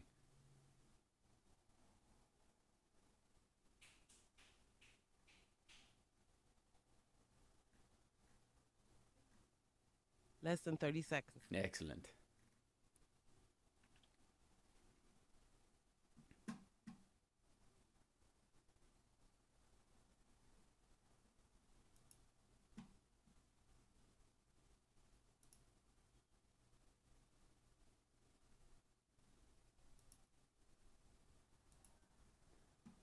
All right. Back in 1 second. I think we have 2 more colors. So. I'm Dick Kay from Back on the Beat, and here is the mega worldwide radio program with Hal Sparks. Welcome back to the show. So we have other callers on the line. Lady B, who do we have? I know there's at least one, so count serves. Who is it, Lady B? Hello, Hal. Hey, who's this? Matt from Chicago. Oh, excellent. Hey, Matt. Matt from Chicago. Hey, Matt from Chicago. How are you? Go ahead. So, I'm good. Does the name Hubert J. Farnsworth mean anything to you? Is he a cab driver? I don't know. I think it's somebody. Hubert J. Farnsworth? No. It sounds like a character in a Michael J. Fox film. But he's a professor. Okay. And every week he would come on television and he would say, "Good news, everyone." And then he would tell you something that would inevitably lead to disaster. Oh, okay. And they would have to try to fix. Are we figuring who this is? Yeah, right. Futurama. Yes. That's what I feel like this what do you call it? This seeming pile of this dumpster fire of a presidency is? Yeah. Right. Yeah, there you go. I couldn't think of the word administration. There you go. Administration is. Every week they come on television, they say, good news, everyone. And whether it's, we're going to arm teachers, or we just had a meeting with North Korea and we like each other now. This will inevitably lead to disaster. Anything this man touches is awful. Yes. He cannot do anything right. As Stephanie Miller says, he knows nothing about anything. Mm-hmm. And look, and is proud of it. Family meeting on this channel. I love the family. Exactly. He's very proud of it. Now, I love the family meeting on this channel. Uh-huh. But they do one thing wrong. They say that we shouldn't be talking about it because he's just stupid. Here's the thing. Yes, he's stupid. Unfortunately for us, he's running this country. Right. And this stupid man is running this country into the ground. So we don't talk about it because it's stupid. We talk about it because if we don't talk about it, if we don't discuss it, people who keep believing the stupidity will go on believing the stupidity, and they will do whatever this man says. The primary reason for mocking this man at every possible opportunity, especially when you're dealing with something as ridiculous as how quickly he'll meet with the North Koreans, how he won't say a bad word about Stormy Daniels, how he, his Access Hollywood tape concepts, his weird not signing stuff and wandering out of the room and then saying he'll sign it later and stuff. All these things are up for grabs because the people who follow him largely follow him because of this illusion of machismo that they have around him. There's this weird, like, he's an alpha male. That's why this Stormy Daniels story, by the way, why they don't really mind it that much in the White House, because they think it's good for him. They think there's a certain chunk of his followers who think it's impressive that he's a billionaire who gets to sleep with porn stars. Even the evangelical ones. Look at how many of these youth pastors are getting busted for sexually harassing or assaulting their flock. So it's not surprising that they're letting this story float a little further, because it makes him look like an alpha male. And those people follow him because he is one. So it makes it even more important to point out how ridiculous and pitiful he is, and how his actions contradict that alpha male model that they have in their mind.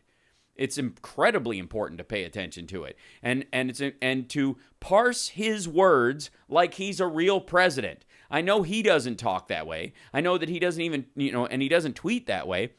But it's our responsibility as human beings to go, if he was a real president, he'd actually be able to articulate what the hell he's talking about, and not, by the way, be easily baited by the person who's just sitting to his immediate left or right in any particular meeting.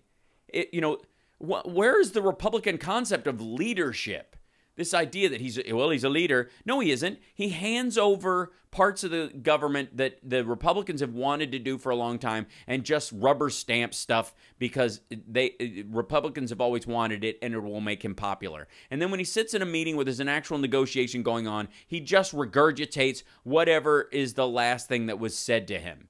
And he'll bounce around positions all over the place. There is no leadership in any of this. And this idea that he'll suddenly take a meeting with North Korea as a sign of leadership is absurd, because real leaders don't take meetings with people like Kim Jong-un or Duterte or any of these monsters without a ton of intermediaries between them taking care of it for them. But he doesn't have a functioning State Department because he doesn't like Rex Tillerson, who Putin and I guess it was Manafort and these guys made him take them.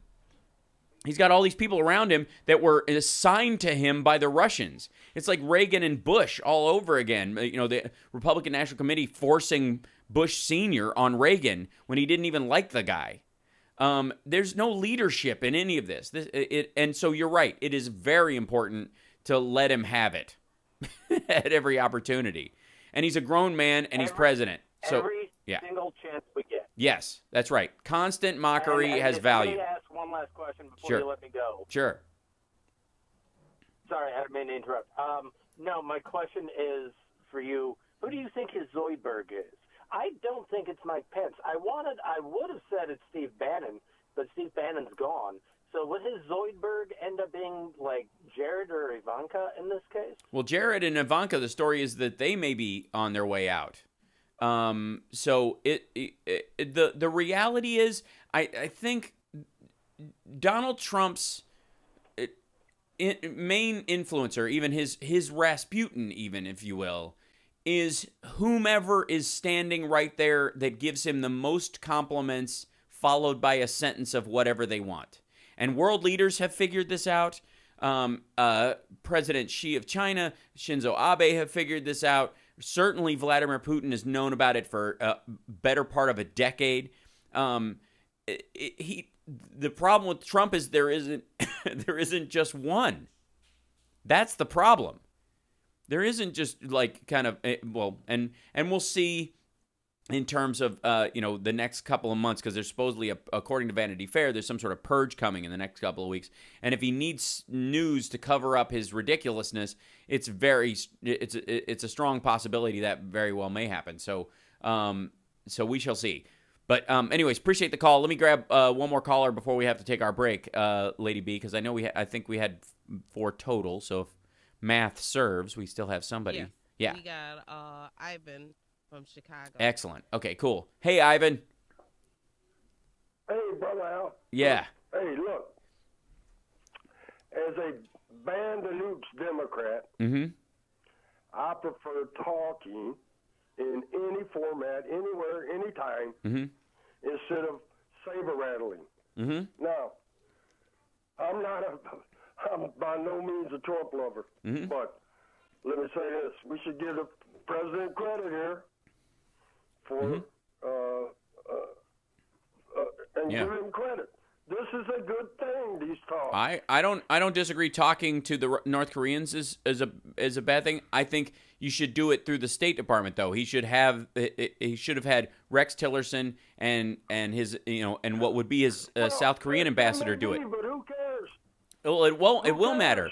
It will matter because ultimately, if North Korea doesn't actually acquiesce to all this, we have recognized them via the Oval Office as a legitimate government from this point forward. If he sits down with him by himself and they don't end up making a deal, it shoves us closer to war. It does all kinds of stuff. There's a reason why you do this in steps and stages. And one of the people who was talking yesterday made a really good point, which was if during this process, as we get up to doing talks and all this, they're not going to be working on their nuclear program.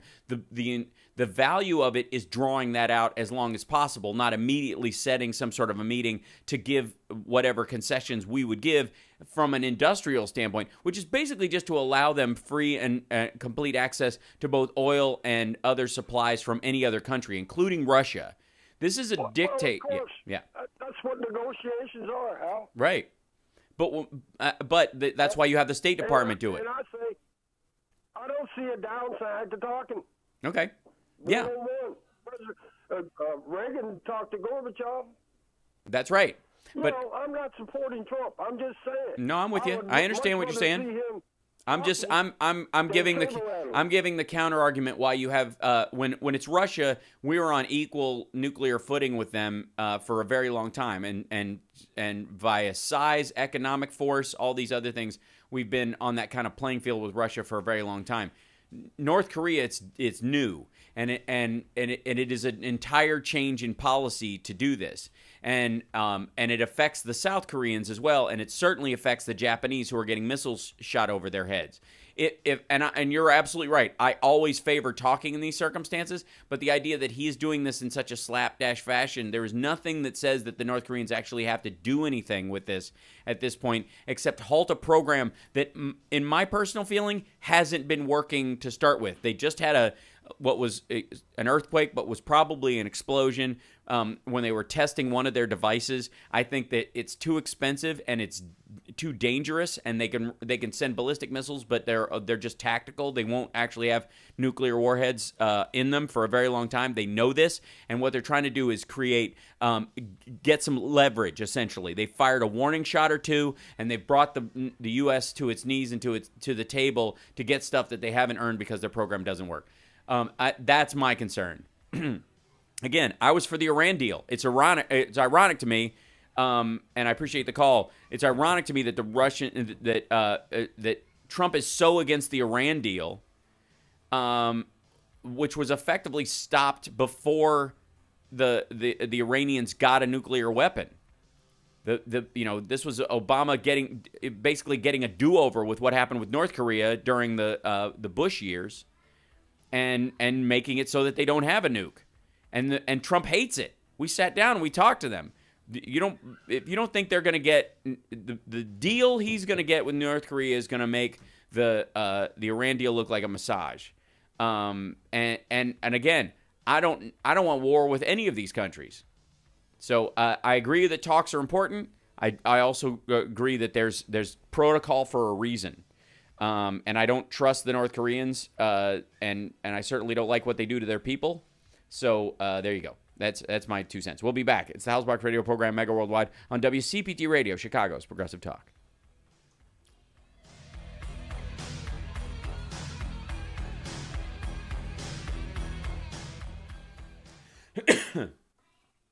Ivan's making a decent point. I'm not against what he's saying in that regard, and I do think there's value in the abstract in talking, but you do have to have a strategy. You do have to have a plan, especially when he's so easily baited. I mean, they were arguing the point about when and if it was a good idea to talk to him, and he just said, "I'll do it. I'll do it." Now, there's been a thing for a long time that in the executive world that executives make decisions quickly and are slow to change them, and that's what makes a successful CEO. Trump is quick to make decisions and quick to change them. And that's really disturbing.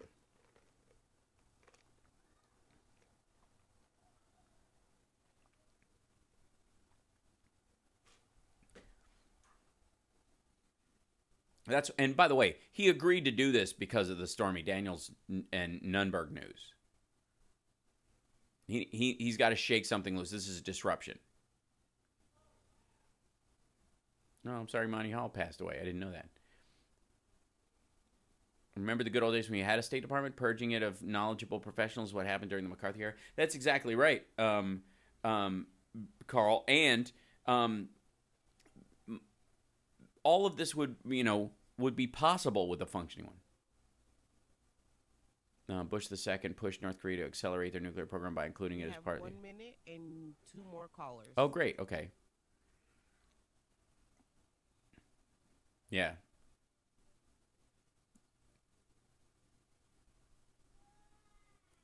Oh, last year. I see. Thank you. Anyone else try to make a Trump and Donald's signature? I can't see anything that even looks like a T in there. Signs of Trump in honor of his Nazi supporting heritage. That had devastating consequences during Vietnam. Absolutely. That's the scary part. What will Trump do when Mueller gets close to finishing up? Well, we'll talk about that when we come back from the break, and then we've got a couple callers. But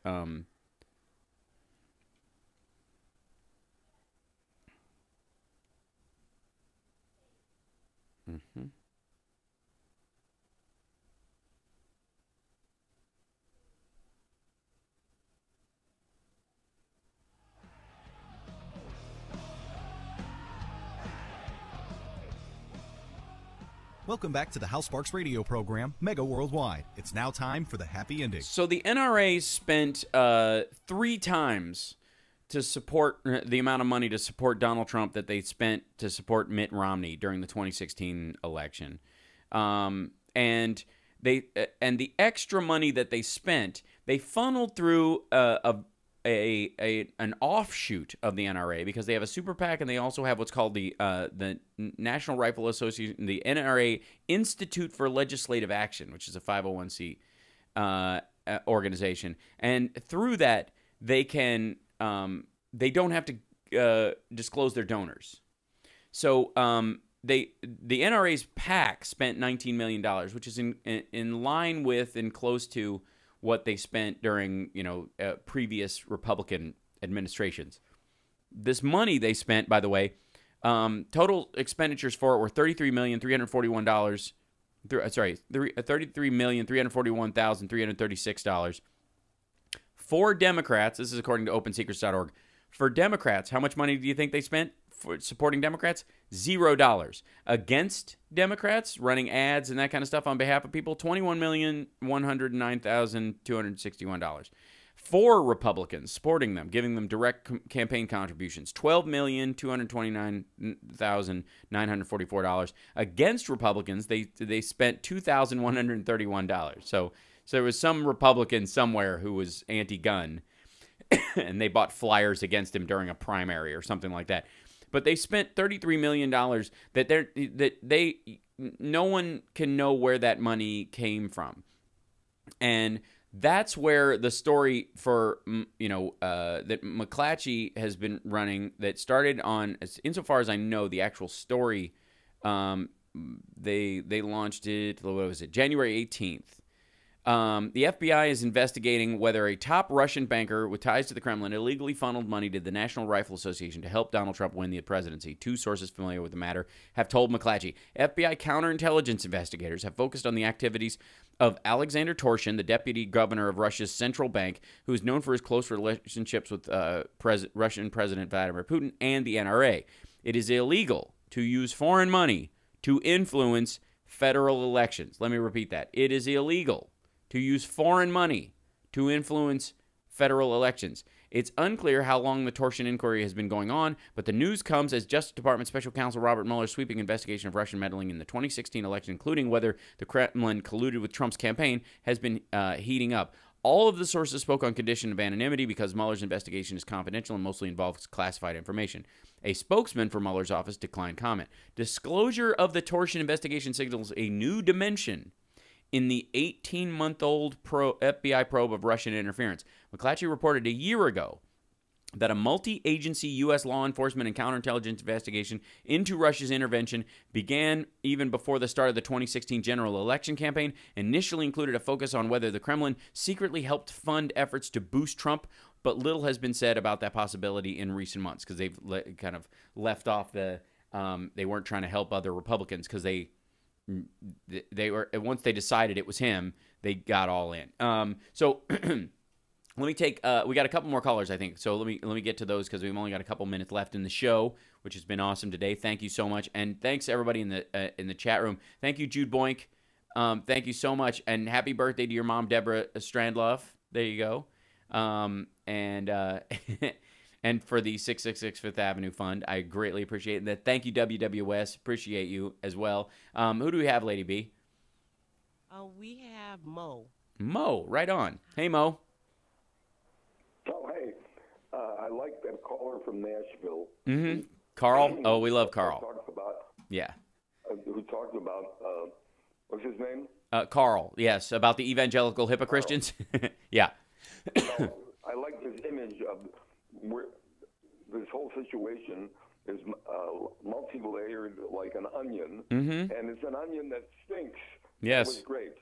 And I also agree with Carl that we're finished. And the reason that we're finished is when we impeach Trump, we're going to get the Democrats, and the Democrats and the Republicans have formed a tag team in robbing the people. And I'll give you two examples that are seldom mentioned by any politician, but it involves trillions of dollars. Okay. Number one, the lottery is privatized in every state. I know in Illinois, half of the lottery money goes to the corporations who run the lottery, and they're taking jobs away from the neighborhoods if the neighborhoods were allowed to have their own lotteries. And the other thing is the American failure, which the Democrats have conspired for, to have a value-added tax like the Europeans. The value-added tax in Europe is, on the one hand, a burden on the corporations. It produces tremendous revenues for the central governments, but it also forms a protection against an America which is far more corrupted by capitalism than Europe is, because the capitalists in this country don't want to have a value-added tax. So the problem is not tariffs. Tariffs are a drop in the bucket. What the value-added tax does when America exports goods to France or Germany, the American goods have to pay the value-added tax in each country, which amounts to a substantial amount. When you buy a bottle of French wine, you pay a sales tax, which is a pittance that goes to your local government. There is no income for the federal government. If we had a value-added tax, there would be a couple of dollars from every bottle of French wine that would go to the federal government. That would balance off the trade deal. But the American capitalists are engaged with the full support of the Democrats, with a few exceptions like Bernie. The American capitalists are just as much engaged in the destruction of the American people as... See, I have to stop you there because I only have a couple minutes left in the show, and I want to push back on something that you said there.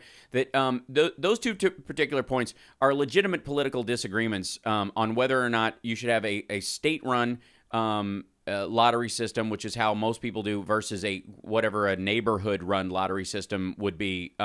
Which like the presentation of that on any national scale, I haven't seen in any measurable way that certainly would have anything to do with either party having an involvement in making it or breaking it. It is simply a gambling legislation issue as far as local constabularies starting their own lotteries. That being said, most state lotteries are done in lieu of taxation because of the lack of political fortitude of pushing for a raise in taxes to support the very systems that most people like. It's not about Democrat or Republican. It's about the fact that the American people take a lot of their socialist understructure for granted. They take we take public schools and public roads and firemen and police for granted. It's not about some sort of mass conspiracy by either Democrats or Republicans. It's about our own value system. The other thing is this idea that the VAT tax in and of itself is something where the Democrats are complicit in the theft of trillions of dollars because of some sort of capitalist evil scheme is an absurdity. There is an economic reason for not running on a VAT tax, and European countries that have it and don't have it fight back and forth about it all the time. The establishment of it might be worth having a philosophical discussion, but it doesn't qualify as something where the Democrats are somehow complicit as capitalists in the destruction of the United States on the same par as the Republicans. That's ridiculous. We're out of time. Thanks for the call. We'll see you guys next week. Thank you so much, Lady B. Thanks, Eli. Welcome to the show. Hopefully see you soon. And thank you, everybody in the chat room. We'll see you next week.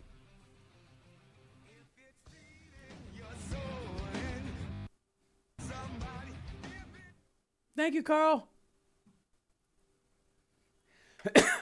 Thank you so much, Carl. I'll be down kind of your way. I'm at, I just booked it yesterday, but I will be at the La Jolla Comedy Store, which is a little closer to you than it is to me. Turn rifles into rapid-fire weapons. Thank you so much, Lady B. I'm signing off. The machine guns. A station was rejected. That we are. So I'm at the La Jolla Comedy Store next weekend. So anybody with a blue patch in the area can come and see the show for free. Just let me know you're coming, and I'll put you on the blue patch list. You were in San Diego just yesterday. Right on. See, it's not too far. So yeah, bye, Al Victory. Thank you so much. And thank you, Julie. Wow, I appreciate it. Criminy. And yeah, I missed it when it came up or whatever through the thing, but thank you so much. Yeah, and thank you, Hal Vickery. Thank you, Natalie. Thank you, Akf. Thank you, Billy. Thank you, Bob. Thank you, James. Thank you, Jen Becky. Thank you, Milkman Norm. Thank you, Denise. Thank you, Lord Dracul. Thank you, WWS. Thank you, Jude Boy twice. Thank you, Julie. And thank you, Carl. And both of you too, Julie and Carl, for helping us police the joint and keep it a fun place to be. I really appreciate that. How can I let you know? You can just tweet me, Carl. That'd be the easiest thing. And I'll put it on there. That'd be the easiest thing. Just let me know who can come and just send me a tweet. And I'll see it, I hope. And if I miss it, just send it again until you hear from me. Thank you, Julie. I appreciate that. It means a lot. I don't have a blue patch, but I have a car to get me there. Well, yeah. Well, Ginger, you should have one because I mailed you one. I think if you gave me your address when. If not, I'll give you one in person when you show up. Because I have patches for you and for Britt, I think. So if you want to, which day? It's Friday, Saturday, Sunday. So I think it's 2 shows Friday, 2 shows Saturday, and 1 show Sunday. Excellent, Carl. Thank you. Seattle Susie Kyo. You never got it. All right. Well, I will look. We will remedy that ASAP. I apologize, Seattle Susie Q. You'll get it. I'll work for Chicago as well, having the blue patch. It will actually. So, Bob, if you haven't gotten one, there's another. If you were part of the later ones, then please. Hi, Brett. I said your name. There you go. Welcome. How do we get a pat? I think I missed out on those deets. You give me your, if you're a regular in our chat room. That's kind of the important point. Not being too your patch. Yeah. Yes. Can't stop lying. They'll all come out at the same time. I'm not physically in charge of it right now. So yeah, La Jolla Comedy Store. It's the La Jolla Comedy Store. Carl. We need a form system for Blue Patch. Yeah. Well, essentially, you just go to my website, halsparks.com, go to the contact page. In there, just write me an email on there, and in the body of it, write patch. So I can, when I do a search for patch in there for people who've requested them, I can find them. Because some people sent their addresses, but there's so much stuff in there, if I don't see if I don't have that search line, then then it makes it hard. So, so just give me an address. You don't even have to give me your real name. You can put your moniker and your address, so I'll know whatever. It helps if you use a phrase on here and you've got you need it for your mailing address. Give me your real name too. If you don't, it doesn't matter. But yeah, so write patch in there somewhere. You can put it in parentheses, make it stand out, whatever, all caps. That'll help me find it. Because it's just too much, I get tons of stuff on the website. So that's how we isolate it. So anyways, so that's how you do it. If you're a regular member of the chat room, then you'll get one. And Saturday would be great. Yeah, there's 2 shows. I think I want to say 7 and 9:45, something like that. Yes, Skinny D. Sorry I missed the patch discussion. People will fill you in if you need any help. But yeah, just go to halsparks.com, fill out write me an email. Just give me your address, your mailing address, and then just put patch somewhere in the body of the text. How do we attach it? They sew on, or you can put Velcro on, if you want to do that way. But basically, what I do is I just take them wherever you want to go. Just go to any dry cleaner that does tailoring or whatever, and just whatever you want to put it on. It'll take them all. It'll cost you like $1, and they'll do it in a second. It's the easiest way to do it. I hand sew some of mine. If you'll notice, I wear my yellow symbol on my guitar arm, on my pick hand, and you can see it when I'm playing live sometimes. But I sewed that one on a wristband myself. It's not super hard. They're made of like that specialty rubber, so they're pretty easy to sew. I put mine on my guitar with Scotch tape. Nice. There you go. I'm going to frame my patch with Hal's lovely. Oh, right on, Amos. Thanks. Until I decide what to do with it. Okay. Yeah, just keep it, Sorry, now I see you on there. Okay. Yeah, they just put it on there, Carl. So it literally was, I agreed to do it yesterday. I originally had a date there this month, and then they asked me if I would move to May because they had a special event they wanted to do, and then I said sure, grumble, and then all of a sudden they need me to fill in when I think the same person dropped out, so that's fairly funny. But either way, I will be at the what? Back. Let's see. Yeah. Ooh, that's weird. Yeah. So hopefully. Yeah. Yeah. So there's Saturday, Friday, 7 o'clock. and 9:45. Same on Saturday, 7 and 9:45. And then on Sunday, just a 7 o'clock show. We take back one show to honor the Hebrew God whose staff this is. I thought I would just mess it up to sew it. No. You can. It's actually got little sewing space in it. Like little. Hold on, I'll show you. 1 second. I don't know why I still have my headphones in, but this is the red one. Red patch is the music patch or whatever. But there's a little. If you look, there's a little like groove in there, and that's where you sew. Right in that area, and and you can use. It gives you kind of a pretty easy guide because it'll go through the rubber fairly easy with a regular needle.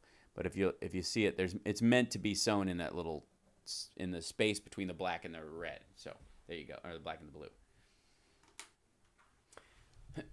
Oh, Natalie, I'm not sure where the place is, but it will be in town. It'll be in the city, and it will be accessible by train. So I wouldn't worry too much. Just find a nice place to be around. I got to talk to my wife about that. Is there a way I can let you know? Of course. Oh, Seattle Suzuki. I see. Yeah. Oh, I guess the Kentucky game started. Looks like an 82nd Airborne patch. Yeah. So the red one is the music one. The blue one is our politics and our progressive movement. There's a stealth one as well, and eventually, there'll be stripes you can add to this, like a sergeant stripe. But that only special people will get those, and that'll take time. So you have to earn your way into that one.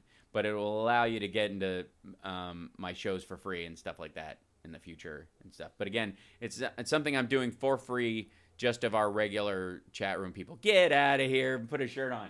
Get out. No. Out. Put a shirt on. We're on camera. Put a shirt on. Silly boy.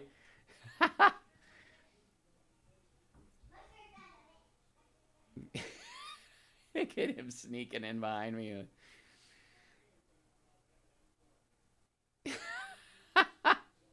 So funny.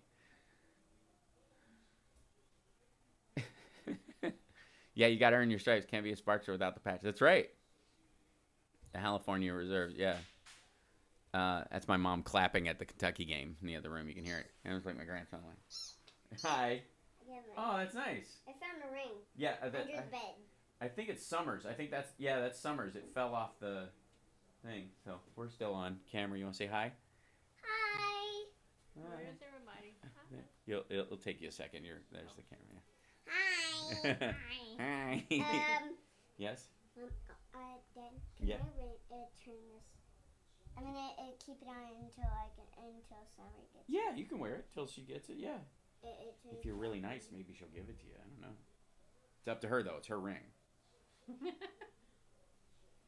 Can you bring me one of my rings? Is something wrong with the stove? No, why? Because when I turn it on, the other one keeps cracking. Are you turning the wrong one? I don't know. I'll fix it. I've got stove problems. Apparently I've got to troubleshoot the stove. Whoa! Can you look out? All right. Well, thank you guys so much. We gotta bail out. Excuse you. I'm gonna get my Batman place. Okay. All right. We'll get your Batman playset, and I'll see you in a second. You guys, I'm trying to put on a show here. I'm trying to be a professional. I'm gonna show up on one of those like video things where people run in. Look at the nanny snatching up the child. Hal's mom is beautiful. That's what they say. Yeah, that's true. Oh, I like that person. Get out of here. Scoot. Both of you. Now I like that person. You guys get out of here. Kiss. Mwah. All right. Shoo. I need to get my Batman playset. All right, I'll get it for you in a second. Give me 5 minutes, okay? 5 minutes. 5 minutes. All right. Shoo. Get my polar bear. Oh, you got your polar bear. All right, good. Hal, sorry. What does the patch allow us to do at your show?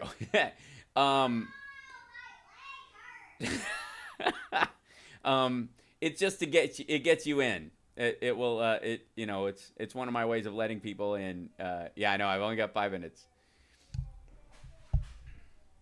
Eventually, I'll RFID chip or something them, and people will be able to buy stuff at the shows, and I'll be like my own traveling Disney. But yeah, there you go. Thanks, Jawad. That's the ESP acoustic that I use on stage. Sponsored by Playhouse Disney. That's right.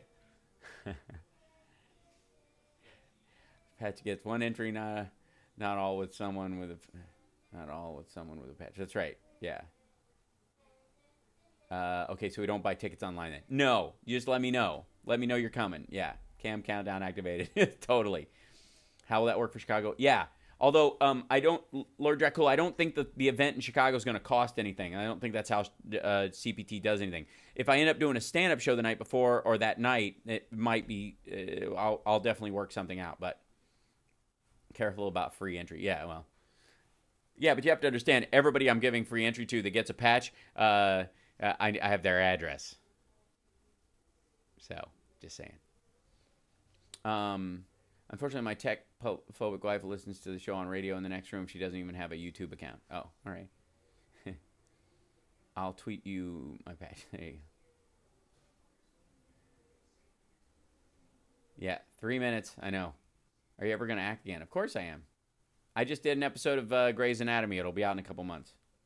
I don't know what their time schedule is. Probably 6 weeks, something like that. You know. Yeah, exactly.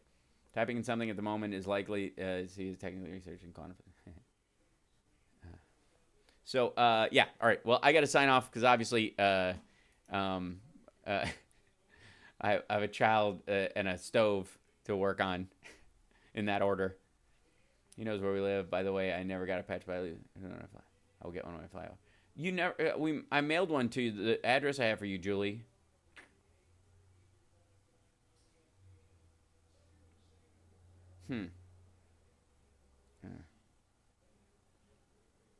You messed sending it to you? Oh, okay. Well, no more loop radio? What does that mean? Do you still hang out with the Lab Rats cast? Yeah. Matter of fact, Billy and I just put a band together. Oh, breaking news. Yeah. So anyways, more about that later. Have a great day, everybody. We'll see you next time. It's been really fun. See you later. Bye.